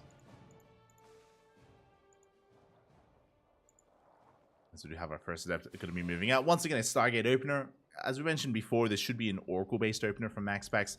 But as we saw in game number 1, clearly MaxPax, he's willing to really shake up his openers and even go into a Void Ray after the first Oracle. Ooh, as 2 drones go down. Big pickups here with the first Adept. That should not have happened. 2 workers falling, but we do get a kill on the Adept. So was that worth it? It was a good trade if the Adept would have survived, but with the Adept going down, once Link Speed finishes, Dark can move out. He only has a handful of Lings, though. He's redroning. Okay, Dark, he's redroning, is not making any further Link production. MaxPax forced to warp in another Adept to replace the one that he lost, and he is, of course, going for that first Oracle. Going for a second Oracle behind it. Okay, so this time, a much more standard opener here by MaxPax, going into double and then triple Oracle. We'll be waiting a little bit here, but there we go. Third base is now being taken. Ooh, a little bit of miscontrol there out of MaxPax, wasting energy on those rocks. You can see the Lings getting in position. Dark looking for that third, hoping to shut it down. But so far, good SimCity. Good SimCity here. The Adept is in position. Second Oracle does arrive. Lings, they apply a bit of pressure here. They go straight for the Adept, actually. The Oracle has to turn back around and will clean this up, but not before the Adept goes down. Good pick up there by Dark. Meanwhile, the Oracle does get across the map into the natural, getting 2 drones. Getting a third drone in the main. And only taking a little bit of hull damage before being forced out. So, pretty good start here by MaxPax. He's been able to kill 5 drones so far. Lost a couple of Adepts, that's true. But overall, he's just chilling back at home anyway. The Oracles are amassing. Now up to 2 Oracles. Dark going for his lair. A little bit of an earlier lair this time. This was around a 4 minutes 45-ish lair timing. Curious. Gases are being taken. Going to be taking 3 gases in total so far. Still just focusing on droning. No Roach Warren. We should have seen a Roach Warren by now. Ooh, as we get another 2 drones. And yeah, there we go. We see why. Overlord Speed is on the way. This should be for an all-in. Lings are amassing. So Overlord Speed is going to be for Dropper Lords, and we are going to be sending our queens across the map. There it is, 18 Lings on the way. Dark, he's going to be sending it. And MaxPax needs to get that read. Again, this explains why the lair was earlier than normal. Again, it was around the 4-minute 40 mark. Earlier lair, no Roach Warren. Oracle's trying to get a read on what's happening. Dropper Lords are on the way. They're finishing up here at the third base location. And Dark, he's just sending it across the map. Back at home, shield battery is in production. We still don't fully understand what's happening here. We still don't fully read it. Oracles, they move in. They should notice the lack of queens. They see the drones. They see how exposed it is. Drone's going to be going down. We do annihilate the economy here of Dark, forcing him even further all in. He gets across the map. Shield battery not done. Stalkers are going down. Yeah, Stalkers are falling. We force a recall back home. That's a lot of dead Stalkers already. Shield battery does finish in time. Overcharge is popped. But can we break MaxPax? Can we break the third base? Boys are being pulled. Stalkers stuck in an awkward position. 18 probes go down. But we are holding. Lings are falling. Baneling's on the way. We take down the Oracles. We're waddling in. Ooh, and the boys, they get pulled into the Mailings. And it looks like this third base should go down. The third base should fall here. It has been broken. Stalkers are going down left and right. The Nexus itself under fire. Now, killing the third is not enough. Dark, he's on 36 drones. Remember, he lost a lot of workers here across the map. He needs to do more. Kills 21 probes. Fun fact, despite killing 21 workers, MaxPax is still ahead. He's still ahead in economy. Still ahead in workers. We see Dark spreading creep here at the third. Racing back home, and he's redroning. Meanwhile, MaxPax did keep he kept 2 of his Oracles alive, and he can counterattack. Does move out across the map. Threatens the drones, and he will pick off more of them. Ooh, 3, 4 drones going to be going down. Very nice damage here by MaxPax. The Queens, they just now arrived. And Dark is in a rough position, actually. So he's behind in workers, behind in economy. He's just now working on his tech, Roach Warren, and Evo Chamber. Meanwhile, MaxPax already has +1, and he has a good gateway count here, or a decent enough gateway count to sustain himself. He's moving out with his Stalkers. He has Oracles to support. He has a Prism as well. Dark is in trouble. Like, that all-in was meant to end the game. Killing the third, not good enough. Oh boy. Or it had to do more critical damage. Stalkers have arrived. +1 melee on the way. Queens are in position. We do have a good concave. How good is the stasis going to be? As the Evo Chamber's under fire. Roaches are amassing, but again, they're going to be slow roaches. The lanes, they go for the surround. They collapse here on the Stalkers. Good blinks here by MaxPax. Not the best stasis, only getting 2 lings. But the Stalkers, they do so much damage. They shave off so many lings here. That Evo Chamber is going to go down. Yeah, we lose control of the third base. Dark has to back up. Evo Chamber has been killed. The hatchery thereafter. Dark getting knocked down to 2 bases. He is taking his 4th, now his 3rd. But Dark, he's falling further behind here. As MaxPax can keep on pushing. Oof. Dark trying to hold on with his Ravagers. He has a lot of Queens to transfuse. He could maybe take a fight here if these Biles do connect. And some of them do. But from here, MaxPax, he could back off and rotate around, or he could just keep on pushing. And he's feeling confident. I mean, he hasn't lost too much here in this fight. 14 Stalkers overall, that is true. But again, he's gaining ground. Biles, oh, they do connect. Some brutal Biles there. Meanwhile, the Oracles are coming from behind. No Spore Crawler in position. Drones are going down. Dark knocked down to a 2-base economy. The hatchery just there for Larva at this point. He's down to 42 workers. Not like this. Meanwhile, MaxPax, he has +2. He has +3 on the way. The upgrades are insane. MaxPax +2 against the 0-0 of Dark. Yeah, Queens are getting picked up. Oracles, they come in once again, forcing the Queens back, forcing them away from the fight.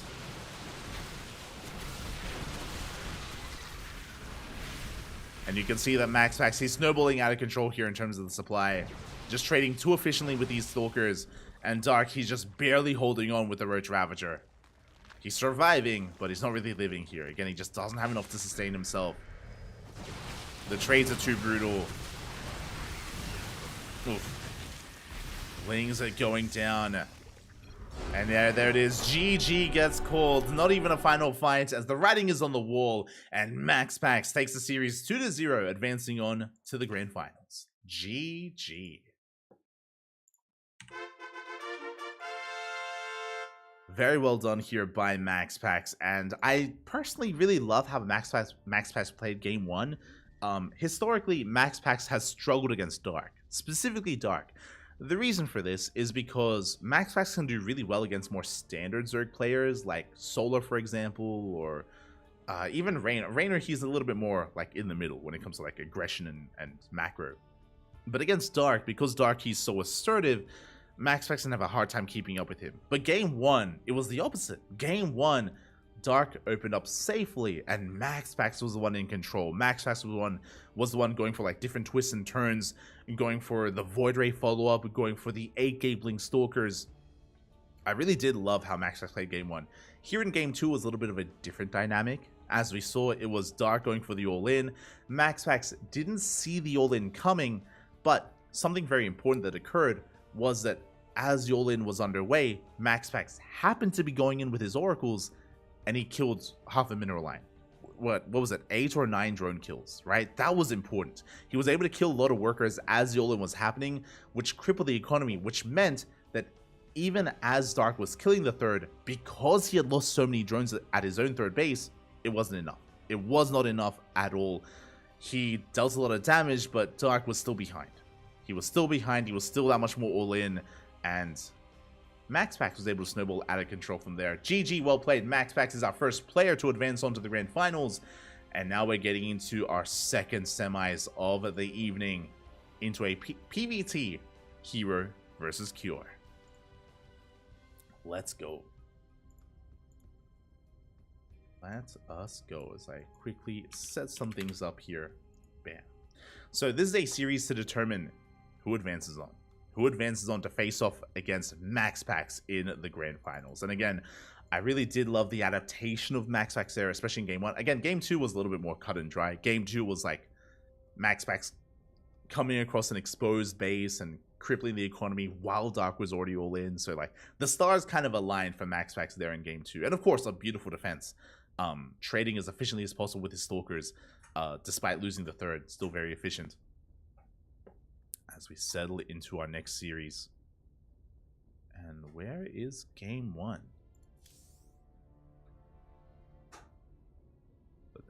Hold on. There it is. There it is. Bam. Game 1 going to be taking place on Alcyone. Let's go.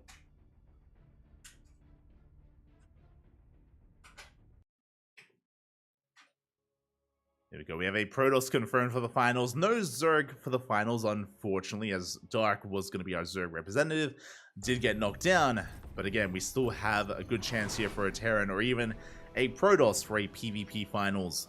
Who is it going to be? As spawning in the bottom left-hand corner of Alcyone, we have our South Korean Protoss player, the red Protoss representing Dragon KZ Gaming. It is Hero. Arguably the best Protoss in the world right now, and spawning in the top right-hand corner, we have his opponent. We have the South Korean Terran player, the blue Terran representing Team Liquid. It is Cure. Hello. Cure. Starting off with a cheeky build, he mines through these mineral patches, moves out with 2 SCVs. It looks like he's going for a 2-Rax Reaper. Again, there is a cliff here next to these minerals, which means you can go for, or actually, he can just mine out the other mineral patch here. He can mass these Reapers and flood them into the main base. I'm assuming that's going to be the plan here for a 2-Rax. Hero, meanwhile, in the dark, going for a gate expand. I was going to go into a bit of a tangent here, talking about Hero and his performances as of late, both at IM Katowice and at Masters Coliseum, the 2 most recent big events this year, both in February and January respectively, and how well he was able to perform there. But things are popping off. Things are popping off, Papi. As we do have those Raxes underway, Hero going to be going for an extended kind of route here to get across the map to scout his opponent. He will confirm the Rax is missing, but he won't see where the Rax is. And it is not uncommon for Terran players to throw down their Rax further back in the main or here at the natural. But seeing the lack of gas is going to be suspect, because it's like, hold up, then there should be like a CC soon on the way as well. Like, what exactly is going on? You can see here he's looking for the Rax, doesn't find it. And we're going for Proxy Marauder. Okay. Marauders instead. Tech Labs on the way. We will mine through these minerals here towards the right-hand side. And we are committing to Proxy Marauder instead. We have seen Cure quite fond of this. Not just Cure, Clem as well. I wonder, now that Clem and Cure are on the same team, and we do know that Clem and Cure do practice together, I wonder if this is a little bit influenced by that as well. Because Clem also is quite fond of Proxy Marauder in this matchup. There it is. SCVs have arrived. Shield battery on the way. The Marauder has made it as well. Has revealed itself. And now Hero knows. He's aware of what's going on. Again, he's got one gate in the main. He's got one gate here at the natural. I do appreciate that he has split up his production.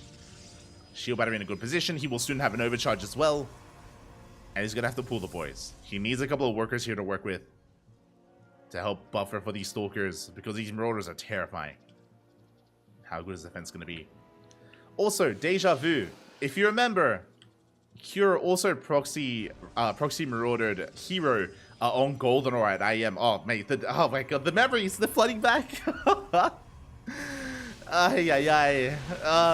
Goldenora? Snoge, Bobby. Here we go. We focus down one of those stalkers. But again, we do see that Hero, he has taken this much more seriously compared to what we saw in Goldenora. But we do focus down the second stalker.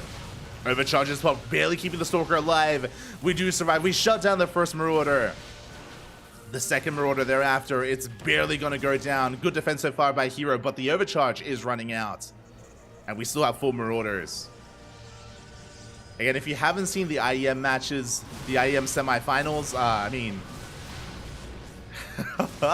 you don't have to, but it was a good series. Don't get me wrong. Stalker is going to be focused down. Again, we're bleeding out marauders. That overcharge came in so clutch earlier. As a result, Kira's still not snowballing out of control. Not yet. Boys are being pulled. We still have 2 stalkers standing. I spoke too soon. We trade 1 for 1. Stalker for a marauder. More probes going down, but again, Hero, he can afford to lose workers. Meanwhile, we're throwing down a 3rd Rex back at home. Okay, we are trying to transition out of this. Marauders here, they're being shut down. 6 probes fall. Yeah, and the second overcharge gets popped. Hero, he shuts this down. Kira's like, remember IM? Hero's like, yeah, I remember. Oh, God. Yeah, as Hero, he has a little bit more momentum at this point. Ooh, does get caught out of range of the shield battery, though. Yeah, he shuts down 2 of those marauders. Does shut them down. Has warp-ins to work with. Gases are being taken. Yeah, and Hero, he's held. He has held. We can see Hero transitioning, going for... Still not expanding, by the way. There it is. CC now in production, and Hero will scout it with the probe. Big moment here for Hero. He knows that now Kira's backing off, and Hero has a choice to make. Do we tech up from here? Do we take a 3rd? Or do we double down and go for it all in? That's a 3rd gateway on the way. Hero being very proactive here. He shuts down a marauder, catching Kira off guard. Trading 2 for 1. Oh, again, it looks like he will shut this down. 1 marauder left. Oh, does survive. These are some brutal trades for Hero, not gonna lie. But he has the better economy. Like Hero, he's up 10 workers. He's up 11 workers. You know, he can afford these trades. He cleans up the army. He's looking to camp the production. The upgrades, they should finish. Can we deny an upgrade? No, we will not. Stim and combat shields. Very bold to be researched here. Stim is going to finish in a couple of seconds. Combat shields are after. Probe, I believe, saw the factory. Yeah, we try to focus on combat shields, but it will finish in time. Very clutch there for Cure. Any second later and combat shields would have been denied. Yeah, Stim has been revealed. Did finish. Hero going to try and chase us back. He does avoid going up the ramp, thankfully. Does respect the positioning of Cure. Ooh, and the game will settle from here. A very tense game.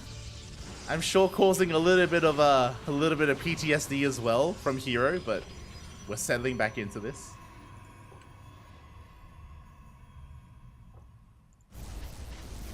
As Raxus are being knocked down.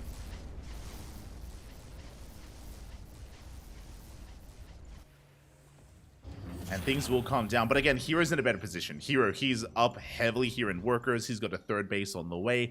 Amassing an army, working on charge. Not blink, interesting choice. But charge is on the way here for Hero. Alongside the Forge for +1. So Hero just extending his economic lead. And rushing into what looks to be something more aggressive. And Cure, it's going to be on him to bounce back. And how do we recover? He bled out a lot of marauders. A lot of marauders went down across the map. Hallucination Scout comes in, getting eyes on the production. Does confirm there's no 3rd CC. If there was a third, that would trigger Hero to be aggressive. And now that he sees that there is no third base, Hero can chill back at home. Bay is on the way. We have the Bay for Colossus production. As he also confirms the mass bio army, the fact that there's no add-on on the tech, there's no add-on on the factory, there's no tech lab, does confirm that there's no tank production, no widow mines, so Colossus are going to be ideal.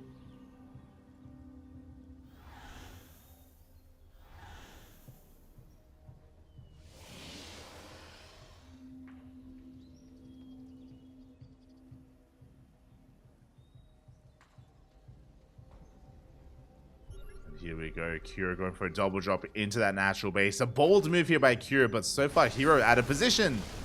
And again, he doesn't have Blink. Probes are going down. Good moves here by Cure. Able to get 5 workers, and he should be able to escape without too much issue. Again, without Blink, we cannot punish the drops, and Cure will escape. But at the same time, we do have Hero in the main base with his own drop as well. Zealous, they go for the mineral line. They deny mining. They don't kill many workers, but they do deny mining time, at least. Hero can, of course, threaten another backstab. Going for the depot. Yeah, but won't get much else. Is forced out. At the same time, we have the drop still being active here. Cure, he still has a chance to catch out Hero, even depowering those gateways. Very nicely done. Does depower the gates. Cure racing back. Ooh, is supply blocked? Doesn't end up getting supply blocked though. Yeah, bleeding out a depot. The Prism being very, very adventurous. And the Vikings in position. We should shut down the Prism. Big catch here for Cure. Will focus it down. But again, Hero back at home is building up his Colossus. He still has a pretty terrifying army to deal with. Hero trying to catch out the army at the Zolnaga. Forces Cure back. Buying time here, buying as much time as possible. Gets the Widow Mine. And will turn around here. Charge was done for quite some time ago. Takes down the Viking. And again, Hero just slowing down the army, forcing out a stim, waiting for that second and third Colossus. Yeah, the third Colossus on the way. Hero has to be careful. He does see the Widow Mine. Oh my god, Curie's crazy! Going for a Dune drop into the main. Loads up, goes to the main base. Ooh, we do pick off a Stalker. Ah, Blink finishing up 1 second too late. You're in position. Yeah, going for the drop is spotted, by the way. Hero doesn't recall. Goes for the warp in. Yeah, zones away Cure. Gets a full medevac as well. Big pick off. Cure now getting his third CC on location. Hero does spot it, but this is such a late third. As Cure is getting his third, Hero's working on a fourth. Like, that's how far ahead Hero is economically. And he has the army trapped. Remember, Blink is done. So Hero can collapse on that. Cure has to try to make an opening. He has to try to make an opening.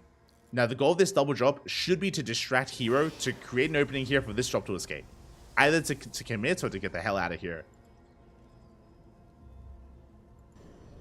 We'll see if Cure can save some of these medevacs. As there we go. Does dip into the natural. Cure breaking out towards the fourth. And how will Hero respond? There we go. We have Colossi at the natural base. 5 workers do go down. He has enough of an army here at the fourth. We have a shield battery and an overcharge. And we keep the units alive, going for a big wave of reinforcements. Cure coming in from behind. Does surround the army, and he will kill the Colossus. But this was a brutal trade for Cure. Because here comes the rest of Hero's army. We see Hero trying to focus down as much as he can. There's 5 Marauders left. We're down to 3. Down to 2. And that was the army of Cure. It was cleaned up. GG gets called. That's all he had left. And Hero will take game number 1. GG. GG, well played. Again, game 1. The game 1 was brutal. Cure going for the proxy 2-ax Marauder. For those who were not here, one, I recommend watching the VODs for IEM Katowice for the semifinals. Sorry, I think it was the quarterfinals. Hero, he had an insane run. He had a beautiful run at IEM, and again, he was so close to taking Cure down. But it came down to Golden Aura. It did come down to Golden Aura, where Cure went for Proxy 2x Marauder. Hero was so indecisive in his defense there, and he was eliminated. He was eliminated from Katowice by Cure, by the Proxy 2x Marauder. We see it again here, a different variation on Alcyone, but this time Hero takes it seriously. This time he was able to safely get a read on it, realize what was going on, shut it down, and take game one. Takes game number one. Not this time, Cure. Not this time. Won't be a repeat of IEM. With that, Hero shuts it down, and now we're going to be getting into game number two. Again, post the Proxy 2x Marauder, Hero was able to chase down most of the army, was able to punish it, was able to have a massive economy behind it as well. And Cure was pretty all in. He was pretty all in the aftermath. His third base was so late, and we saw that Doom drop was basically all that Cure had left. Did lose it. GG. GG, well played. Now we're getting into our next game, and spawning in the bottom right hand corner of Oceanborn, we have our South Korean Protoss player, the blue Protoss representing CranKy Gaming, leading the series 1-0. It is Hero.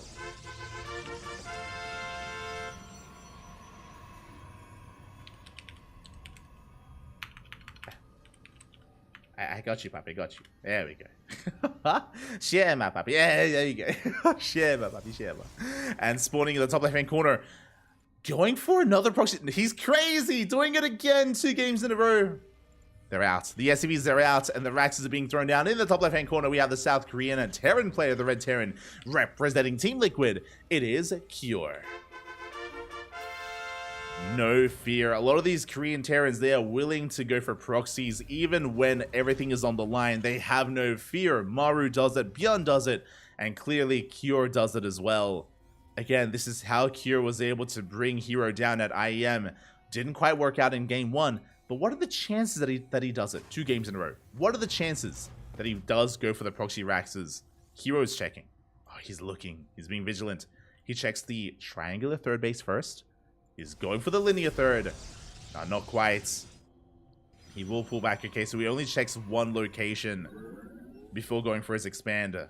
Tech labs are on the way. Marauders are in production. So once again, Proxy 2x Marauder from Cure. Hero, he just defended against it. He's going to be checking. He's checking his triangular third location. Does confirm no Raxes here. But it looks like he will not go down the ramp. Checks again the more obvious locations first. And Cure will get away with this. Unscouted. On top of that, because Hero has been looking for proxies, his base scout is late. Like, this probe scout here across the map is late, so he doesn't know that the Rax is missing. Ay. Unlucky here for Hero. Very late scout, very late realization of what's going on. Now going up the ramp, now he knows, or now he's gonna figure it out, piecing it together.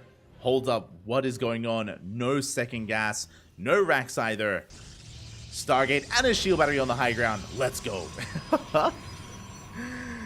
Here we go. Hero, he now realizes what's happening, but the army is here. The Marauders are already at the natural base. The SCVs are here for their bunkers. Bunkers are being thrown down. The natural is forfeit, and we're pushing into the main. Again, Kira is very committed. Getting into the main base. Bunker here in the face of Hero. And boys have to be pulled.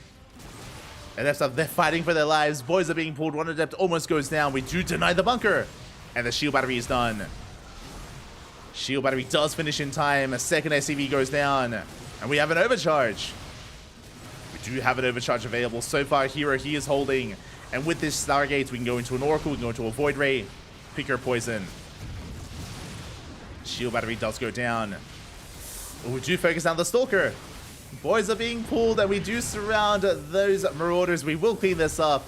GG gets called. Q losing everything.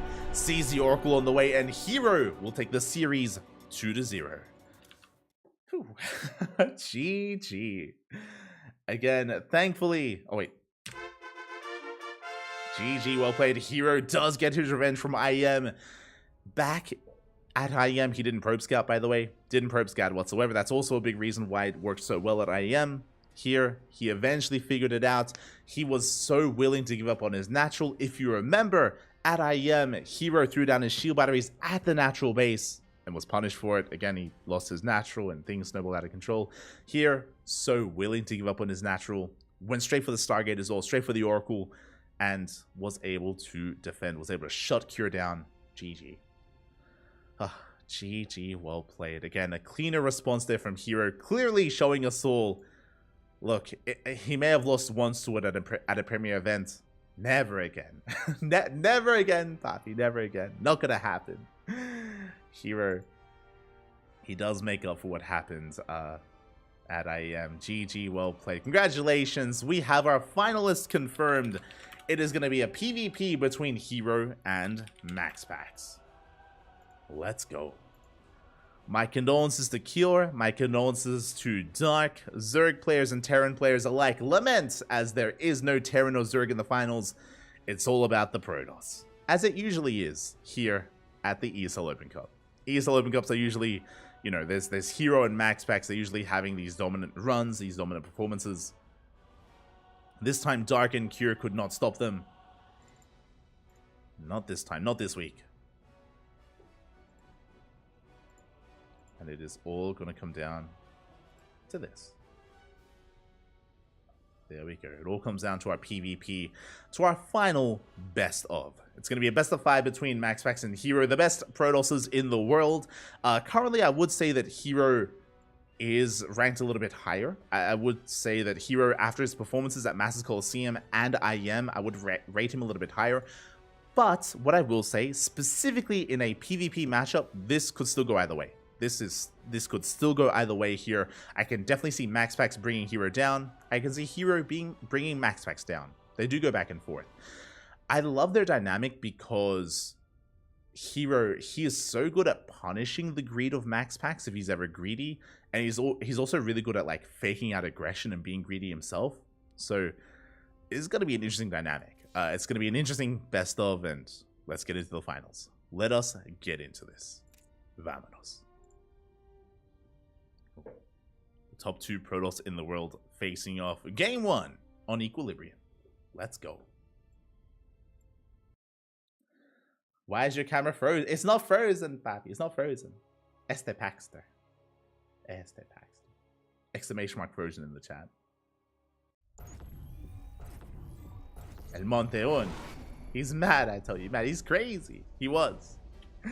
And here we go, spawning in the top left-hand corner of Equilibrium. We have our South Korean Protoss player, the Red Protoss. The best Protoss in all of Korea, arguably the best Protoss in the world, representing Dragon Kaiser Gaming, DKZ.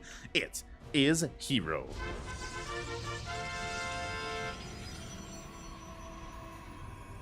And spawning in the top right-hand corner, we have his opponent. We have the Danish Protoss. The Danish Protoss player, the Blue Protoss representing Psystorm. It is MaxPax. The best Protoss in Europe up against the best Protoss in Korea. Regions are clashing. Styles also going to be clashing as MaxPax goes for the gate expand setup here on the low ground. Hero going for a 2-gate opener instead. Now, something important about this map, Equilibrium can be very dynamic and very chaotic because of the goal bases. Hero, if he notices that MaxPax is going economic and being greedy, Hero is more than willing to take the gold as his natural for himself and snowball out of control. We've seen it before. We've seen Hero beat MaxPax with the gold before, so it's something that we have to bear in mind. Likewise, MaxPax, I'm sure, is also aware of it. He's going to be wary of it as well. So we'll see how we open up as MaxPax does go for the second Gas Geyser. Looks like he should be going for a Cybercore into Stargate into a delayed expansion. Which I do like from MaxPax. I mentioned last time we casted MaxPax earlier today. It was during MaxPax vs. Australia. I was listing off some maps that MaxPax is willing to go for gate expands. Like straight up gate expand with 1 gas. That was Alcyone, Radisson Station, and Equilibrium. But against Hero, I think it's wise to go for a Stargate first. As Hero is going for a gate expand, let's go!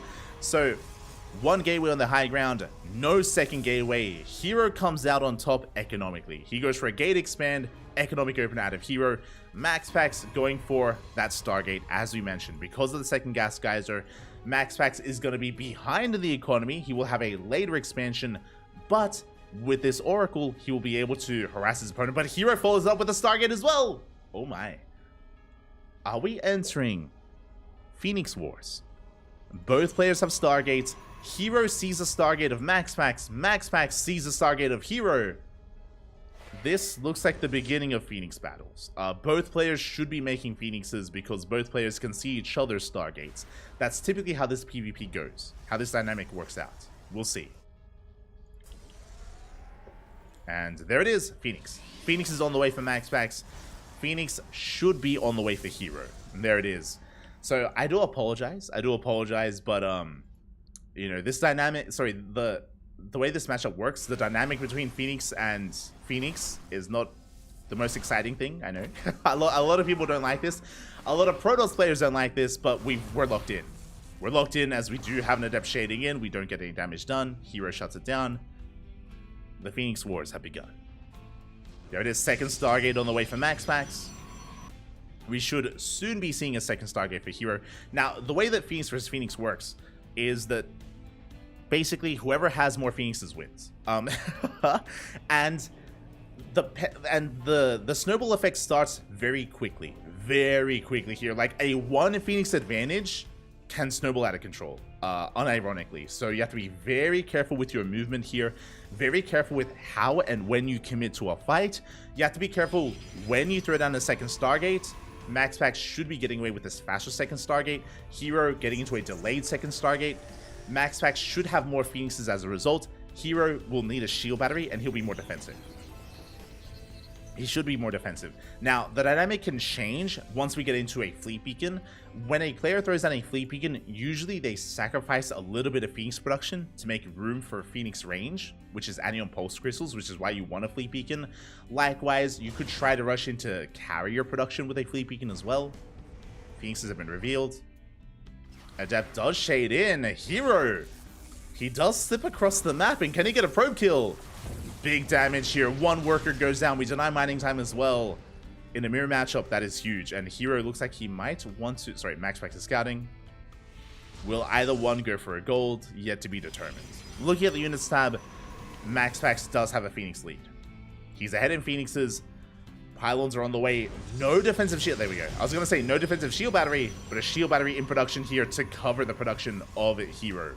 To cover the Stargates. MaxPax is going in. Oh, they both bounce off each other.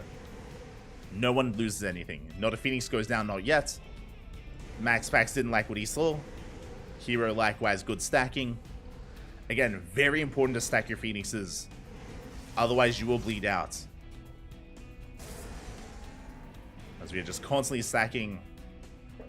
Shield battery does finish up. We can see MaxPax pylon blocking.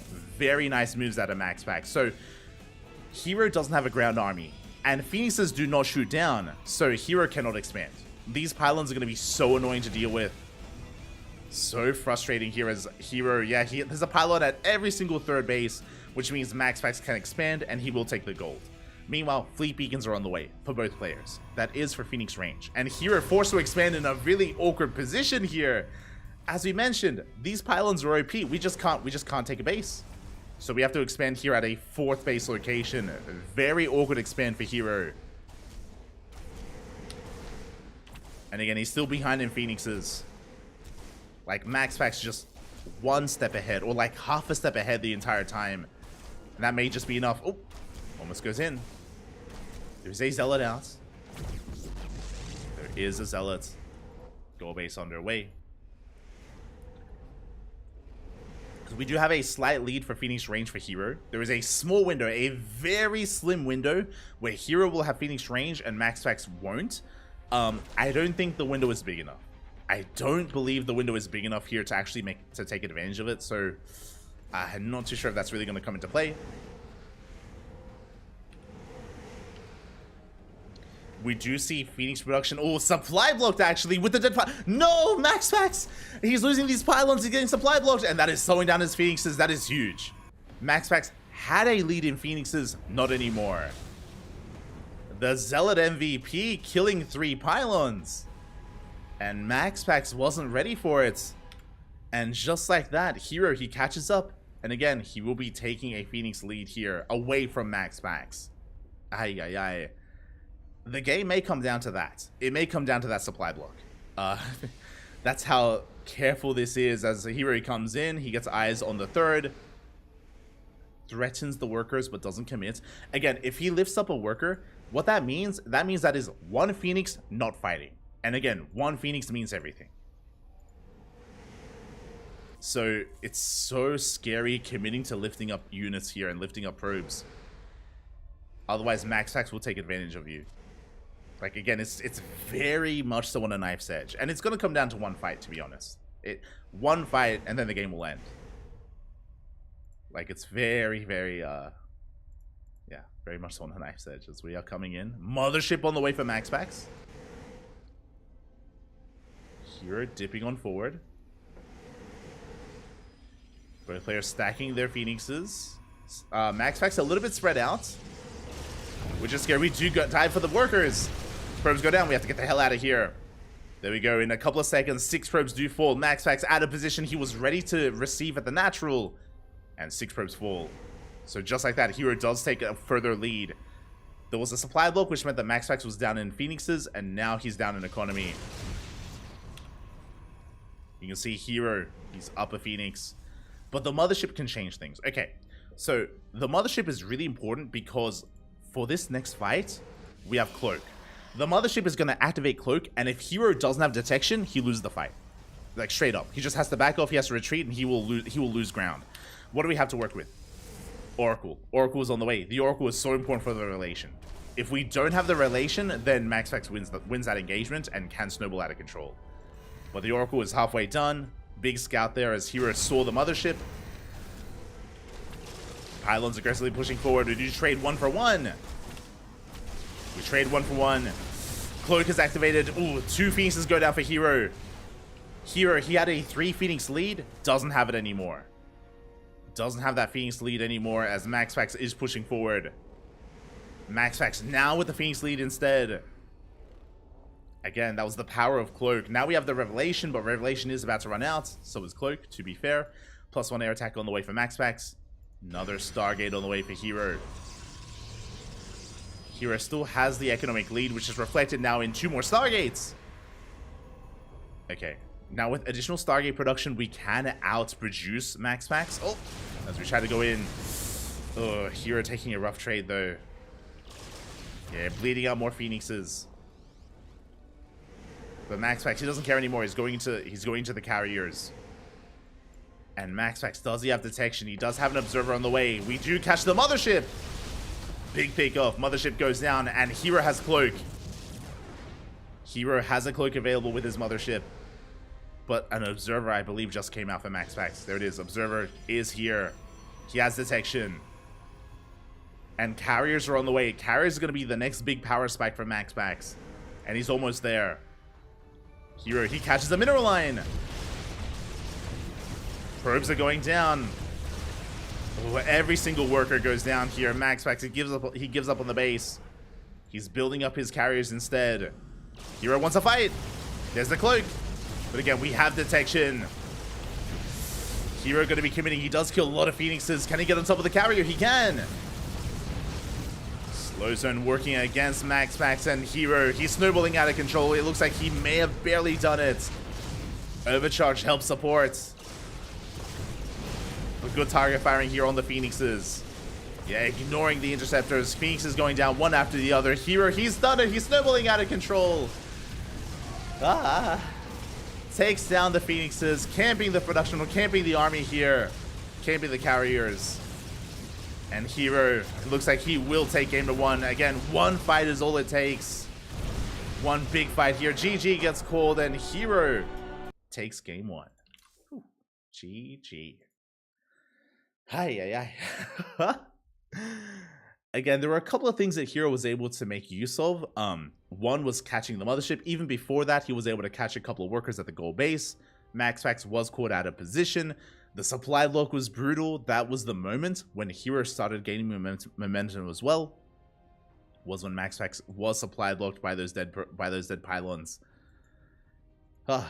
And with that, Hero was able to catch MaxPax as he was transitioning into those carriers as well. That was another moment where you leave yourself vulnerable. As you're making carriers, it takes a long time to make a carrier, and you're not making Phoenixes. And your opponent is getting further and further ahead in Phoenixes, so that is when you're most vulnerable. That is when Hero did push in. GG, well played. Hero takes a lead.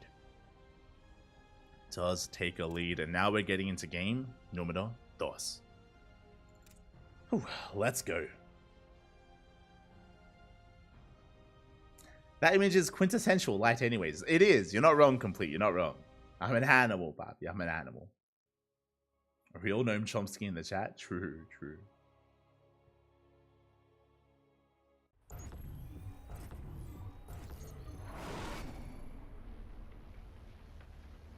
And here we go. We're getting into game number 2 of this best of 5 grand finals, and spawning in the top left-hand corner of Hard Lead, we have our South Korean Protoss player. The red Protoss representing CranKy Gaming, leading the series 1-0. But it's a best of 5. Plenty of games ahead of us. It is Hero. And spawning in the bottom right-hand corner, we have his opponent. We have the Danish Protoss player. The blue Protoss representing Sidestorm Gaming, down in the series, but again, it's a best of 5. Plenty of opportunity to come back. It is MaxPax.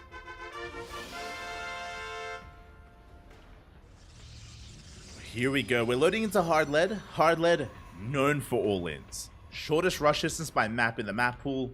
A lot of proxy locations, a very short rush distance, so you can just go for all-ins across the map. MaxPax going for his economic opener. Going for the gate expand. Hero, do we go for a 2-gate opener? Or do we fake it out? There it is. Second gateway on the way. It's going to be a 2-gate opener from Hero. He can turn this into a 1-base all-in. That is important. Probe is moving out across the map. MaxPax going for his gate expand setup here. Double gas opener, which means MaxPax is going for a Stargate before Nexus. At least he should. Fun fact, even when you go double gas, you can choose to be inefficient, skip the Stargate, and still go for the Nexus first anyway. But we shouldn't be doing that against Hero. We should not be doing that. Hero, fake proxy pylon. Okay, so this probe scout from MaxPax confirms the 2 gates, confirms the pylon is missing, so it looks like a proxy. It looks like a proxy pylon. We can see it's a fake proxy pylon from Hero, and Hero is hoping that MaxPax overreacts. We'll see if he does. Stargate should be on the way. There's that Stargate. MaxPax does make a Zealot, already an overreaction, in a way. That is 100 minerals wasted on a Zealot that wasn't necessary. We can see that, again, wasn't needed here, but MaxPax is playing very safe. He knows how aggressive Hero can be, so I don't blame MaxPax. I don't blame him at all. Hero, hey, he's more than willing to go all in. And MaxPax, he's looking for it. Probe scouting through the center. Zealot checking the fringe bases. Expansion is on the way. Shield, safety shield, yeah. Again, safety shield out of here from MaxPax. Again, he's terrified of an all-in. And Hero, he's going for a Stargate opener. Stargate into expand. We could see Phoenixes again. From Hero, MaxPax is going Oracle first. Again, he doesn't know what Hero is doing. He slips in with the probe scouts. He will confirm. Stalkers have arrived. The probe scout will get eyes on the Stargate. And we could be entering Phoenix Wars once again. We could be. Stargate has been confirmed. Probe Scout coming in. Oracle does move out. Does take some extra hits though. And there it is. I hope you're ready. I hope you like it. I see someone in the chat. I love Phoenix Wars. Well, we're getting it again. Phoenixes are on the way for Hero. Phoenixes are on the way for MaxPax. The Phoenix Wars have once again begun, Bobby. Let's go. It's one of those things where you're kind of locked in if you scout each other and if you're both going for Stargates, but hold up! It is not a Phoenix War. Oracle gets caught out, that is true, it's going to be shut down. MaxPax, he's going to deviate away into a Twilight Council. This is risky. This is risky. So, in PvP in Phoenix versus Phoenix, if you stop making Phoenixes, the rule is you die. That's the law. That's the law of PvP. To rush into Blink Stalkers instead, I imagine this is Blink Stalkers, we are vulnerable. We are going to be vulnerable here. Once Hero throws down a second Stargate, once he amasses Phoenixes, MaxPax is going to have, there's going to be a window where he's going to be quite vulnerable to his opponent. He's going into DTs, he's crazy, oh my god! Not Blink Stalkers! He's going into Dark Templar instead. Very risky move here from MaxPax. Meanwhile, Stalkers have arrived. Again, it was a 2-gate opener from Hero, so Hero, he does have a Stalker army. Again, this is a very messy PvP. Phoenixes are amassing back at home for Hero. Likewise, he does confirm no Phoenixes in production for MaxPax. This is a big scout. Big scout from Hero. Doesn't see the main, but because he sees no more Phoenixes, gas has to be spent somewhere. Where is it? Is it a Robo? Is it a Twilight Council? Is it a Dark Shrine? Hero knows that something is wrong. He's going for his own Twilight Council back at home. Still confirming the lack of production on the Stargate. And his own Phoenixes, they dive into the main. He does see the Twilight Council researching. Oh, he may believe that he's seen everything, but he's only seen half of what really we're showing. The Dark Shrine is still hidden. We're going for a safety Robo back at home, but DTs are on the way, and they may end the game. If the Robo isn't done in time, Dark Templar may just straight up end the game here and now. Overcharge is popped. We hold on to the line. MaxPax, he does defend. He does hold. Again, he's risking so much on these Dark Templar. And they should soon be on the way. He's waiting for the pylon. Pylon is late. Pylon is late. It's going to take a while here to get into it. Meanwhile, across the map, Phoenixes, they get a couple of workers. Observers coming out. Hero is playing safe. Hero, he hasn't seen the Dark Templar, but he's going for a safety observer. He hasn't rallied here at the natural. Oh boy. It's arrived. DTs are warping in. Proxy gateway as well for MaxPax. They waddle in, but we have detection. We shut them down. First DT falls. We catch the proxy. And this Dark Shrine opener has not been worth it. MaxPax, he loses 6 probes in total. DTs, they do nothing. And Hero has map control. We can see MaxPax trying to expand, but there's no shot. I mean, Hero, he's rushing into charge. Hero is ahead. Big investment here into DTs, and it did nothing. And we get into the main. Probes are going down. We force a recall. We got 4 more probe kills. Hero maintaining his economic lead. And I believe he did see the third. Yeah, he did. He saw the third base. Is aware of it. Is aware of the third. Shuts down the pylon. Getting on top of the gateway. And Hero should soon be pushing. And he will. There's that prism. War prism's on the way. Now, Hero doesn't have Blink, but he doesn't need it. He has an anti-Stalker army. He has Immortal Charge Lots with Phoenixes to support. And Stalker's going to have a very hard time engaging with this. Hero, he's pushing on 2 bases. It's basically a 2-base all-in out of Hero. MaxPax trying to hold on to his third. It's going to be a tough hold. MaxPax does take a worker lead, but that's because Hero's all in. And MaxPax, he's been spending resources on workers, whereas Hero has been warping in Zealots. Here we go. He's rocking up across the map. MaxPax in some trouble. Shield batteries are finishing up. Overcharge is going to be necessary. Hero, he can even push into the natural if he wants to. Yeah, MaxPax, he gives up the third. Blinks back, gives up the third base. It's going to be going down. Immortals are going to be engaging it with the Stalkers, forcing the blink out. Observers get picked off. Phoenixes as well.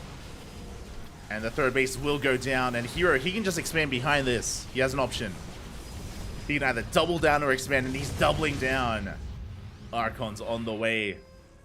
We have 2 shield batteries and an overcharge available for MaxPax. And Hero, he just backs off.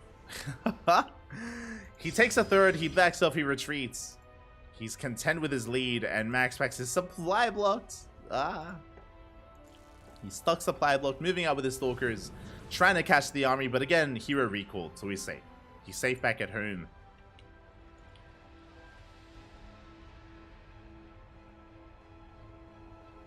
MaxPax moving out with his Stalkers. That's all he can do. He gets spotted by the army. Hero, he rotates over. He's in position to defend his third. MaxPax going to be poking in, but again, Hero is waiting for it. Oh, can we get it? We cannot. I was going to say, can we get an Immortal? Good juggling there by Hero. Hot pickup, saves the Immortal, keeps it alive. Third base being rebuilt for MaxPax, pushing in with his Stalkers. That's all he can do. Get some damage done on an Immortal, but we collapse on the army, chasing it down. Phoenixes are coming in to pick up and lift up some of these Stalkers to lock them down. Yeah, punishing the move out of MaxPax. The War Prism has to be careful. Does pull back. Phoenixes again locking down more Stalkers. And Hero, he's snowballing out of control. GG gets called. And Hero will take a 2-0 lead in the finals. GG. Whew. Again, Hero just going for a fake out at the start of the game, and MaxPax fell for it. Remember, okay, there's a lot that came into it. Hero, he faked a proxy pylon. MaxPax, he wasted resources kind of defending against an all-in that wasn't coming. So again, MaxPax fell a little bit behind. Went into Stargate. Hero went to his own Stargate. We started going into Phoenix production, and MaxPax, he deviated away from the Phoenixes after losing the Phoenix War in game 1. Went into DTs, big investments, and it wasn't worth it. It wasn't worth it in the end. Hero went for a safe opener. He had detection in time, shut down the Dark Templar, and that was kind of game, especially with MaxPax being economic behind it, and Hero went for a 2-base all-in. Went for a 2-base all-in, killed the third, transitioned out of it. GG. GG, well played. A solid game there out of Hero. MaxPax trying to be cheeky after being deceived and wasn't able to get away with it. And now we're getting into game number 3. I'm hoping that we can get a back and forth. I'm praying here. I'm cheering from MaxPax right now. I want a back and forth. I want a game 4. I want a game 5. I don't want this to be a 3-0.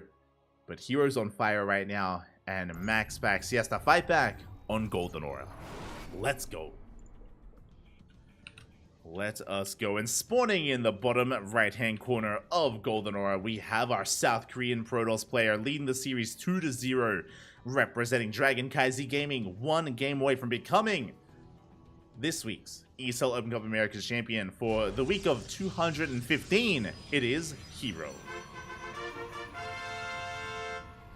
And spawning in the top left-hand corner, we have his opponent. We have the South Korean Protoss, the blue Protoss, representing Sidestorm Gaming from the land of Denmark, the best Protoss in all of Europe. He has to fight back here and now to make a series out of this. It is MaxPax. He's up against the wall. And again, Hero has been looking so hot this year. In Masters Coliseum in January, in IEM Katowice in February as well. And now we're reaching March. And what's in March? GSL. GSL is on the horizon here, the first season of the year. And Hero is definitely one to look at coming into GSL. As again, he's been looking damn good. I would say that Hero has the best PvZ in the world right now. He has the best PvZ in the world. His PvT is looking damn powerful as well. And his PvP, I mean, MaxPax, I would say, is top 2 Protoss alongside Hero in the world right now, and MaxPax is struggling. So here we go. Hero opening up with a 2-gate opener. 2-gate opener on Golden Aura. MaxPax, for the first time this series, going for a gateway on the high ground, but this looks like a gate expand. Gate expand here from MaxPax. Sorry, a gate into Stargate into an expansion, because that is not a second gateway. Here we go. Hero's going for 1-base all-in. It's going to be a 1-base all-in from Hero, and MaxPax, he's going to be going for an expansion on the low ground eventually.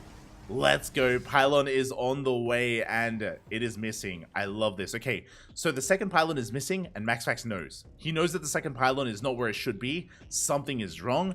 But if you remember, there wasn't a second pylon in the main in Game 2, and it was a fake proxy. This time, it's a real proxy. So Hero, he's playing with the series, and how does MaxFax respond? How does he react? Stargate in the main, again, double gas opener into an expansion. But this time, there's the expansion. There's no SimCity on the low ground. This natural base is so exposed.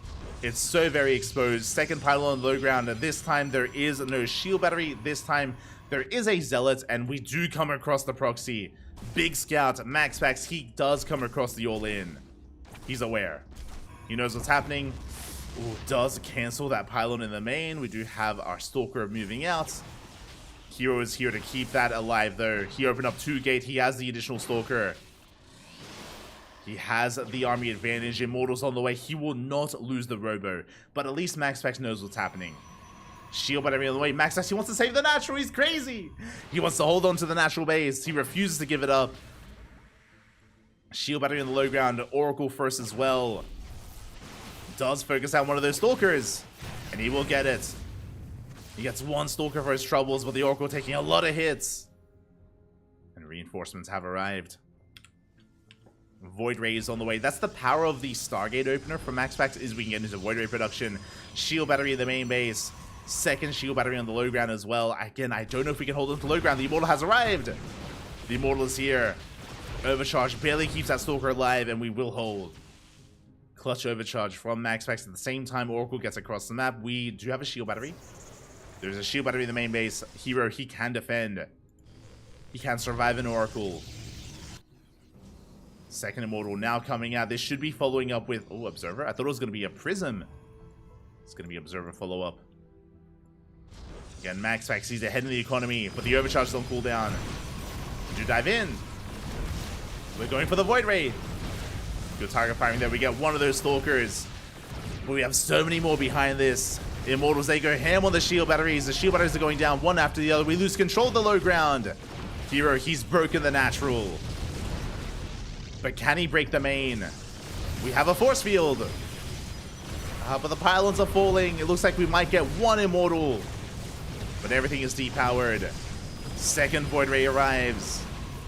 We take down one of the Immortals. So we're pushing up into the main base. Hero, he smells blood in the water. No shield battery, no overcharge. Boys are being pulled.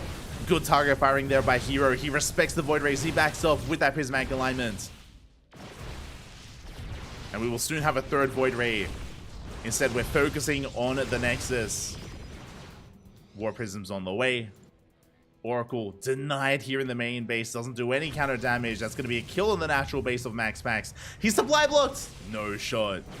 He is supply blocked. Pylon just now finishing. Still supply blocked, by the way. Uh-oh. Still supply blocked despite the pylon. There it is. Backup pylon on the way. Robo as well.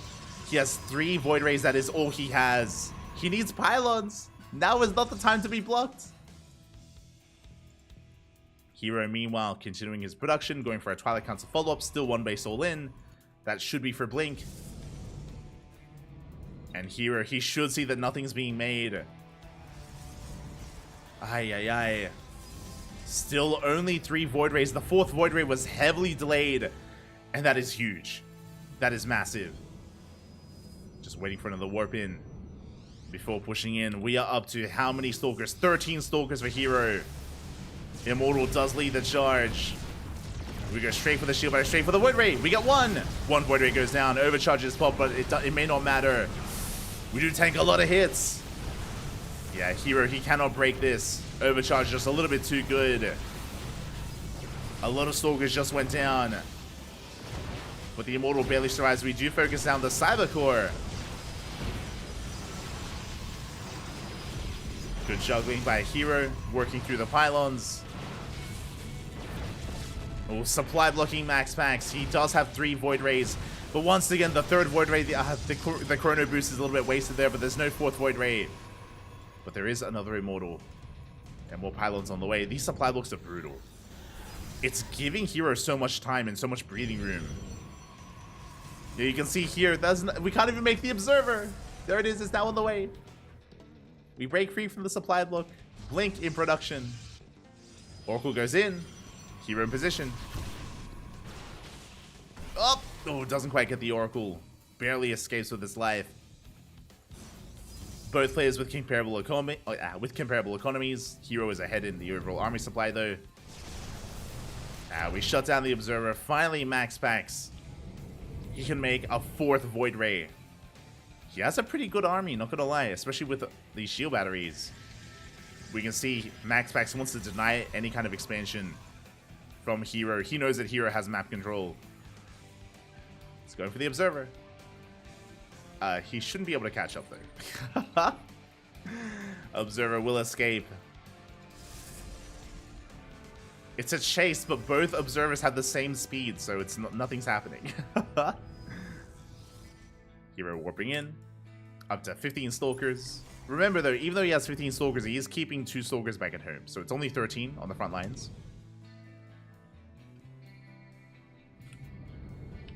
No Sentry from Max Pax. He is up to 4 Void Rays with 2 Immortals. Again, a pretty hefty army. Hero going for the expand, going for the 3rd base. He did see that stasis trap. He avoids it. And Blink is done. That's the big thing here for Hero. Blink is now done. Oh. So he can dive. He does have a lead when it comes to the expansion as well. Does he poke in?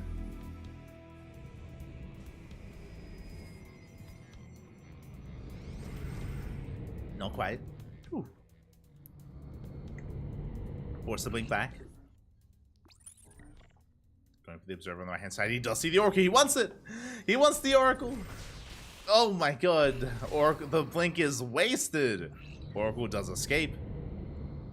Max Pax, he still has a pretty hefty army here. 3 Immortals, 5 Void Rays.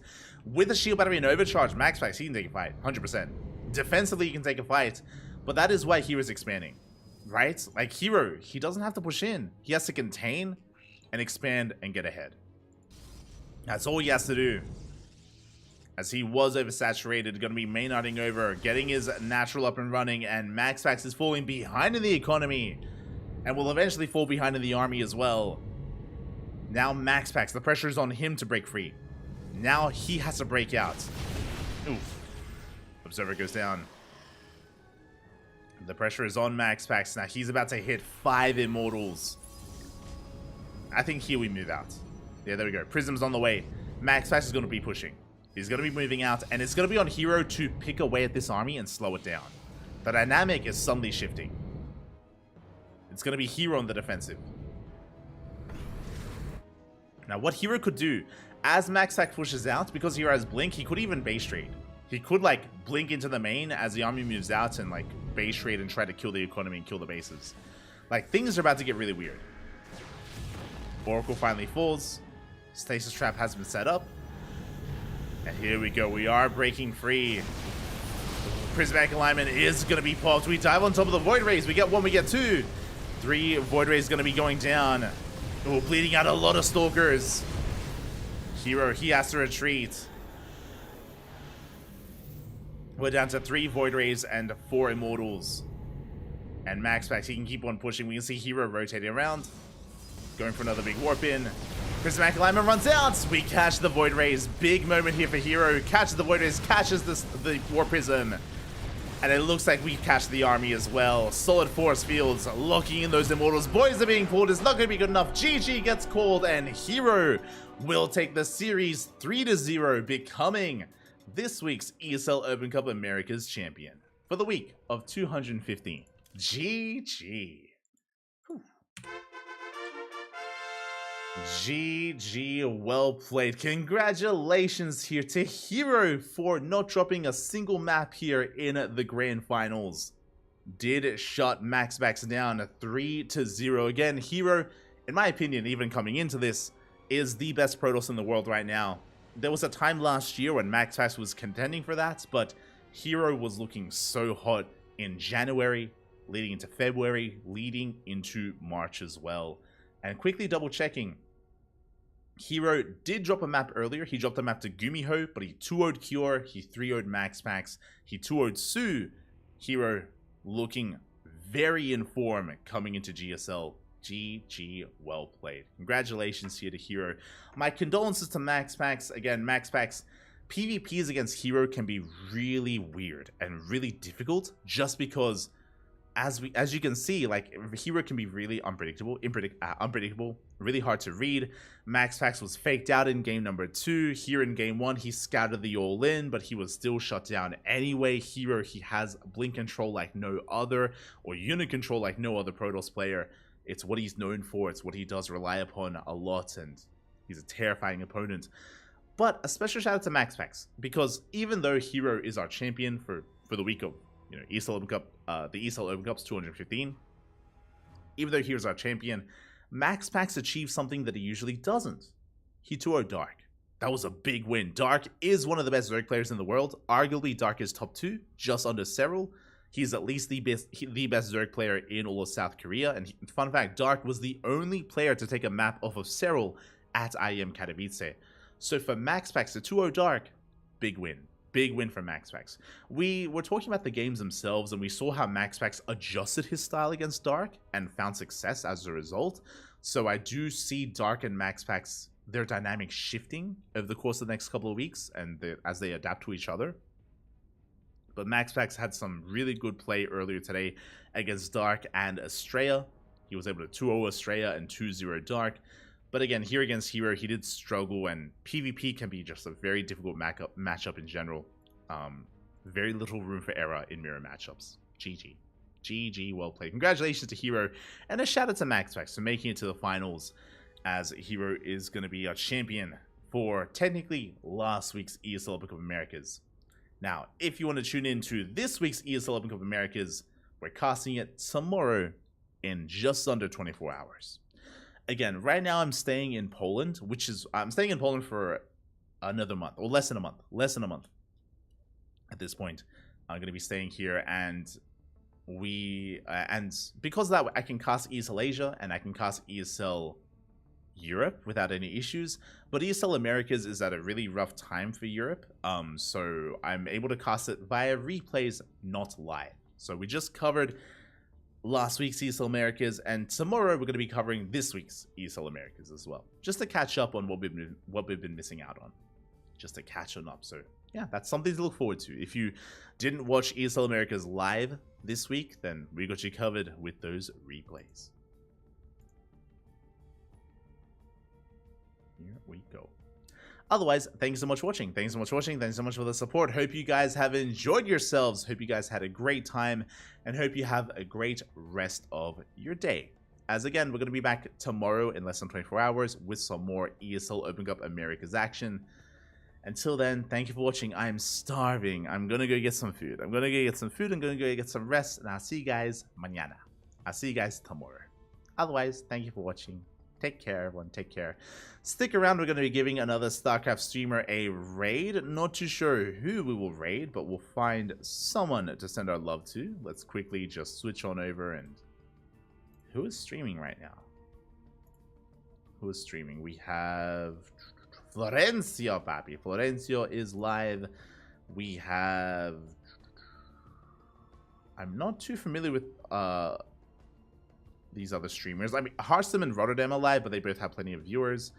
We try to raid smaller streamers whenever we can, just because it does impact them a little bit more. It does mean more to them. And yeah, it's been a long time.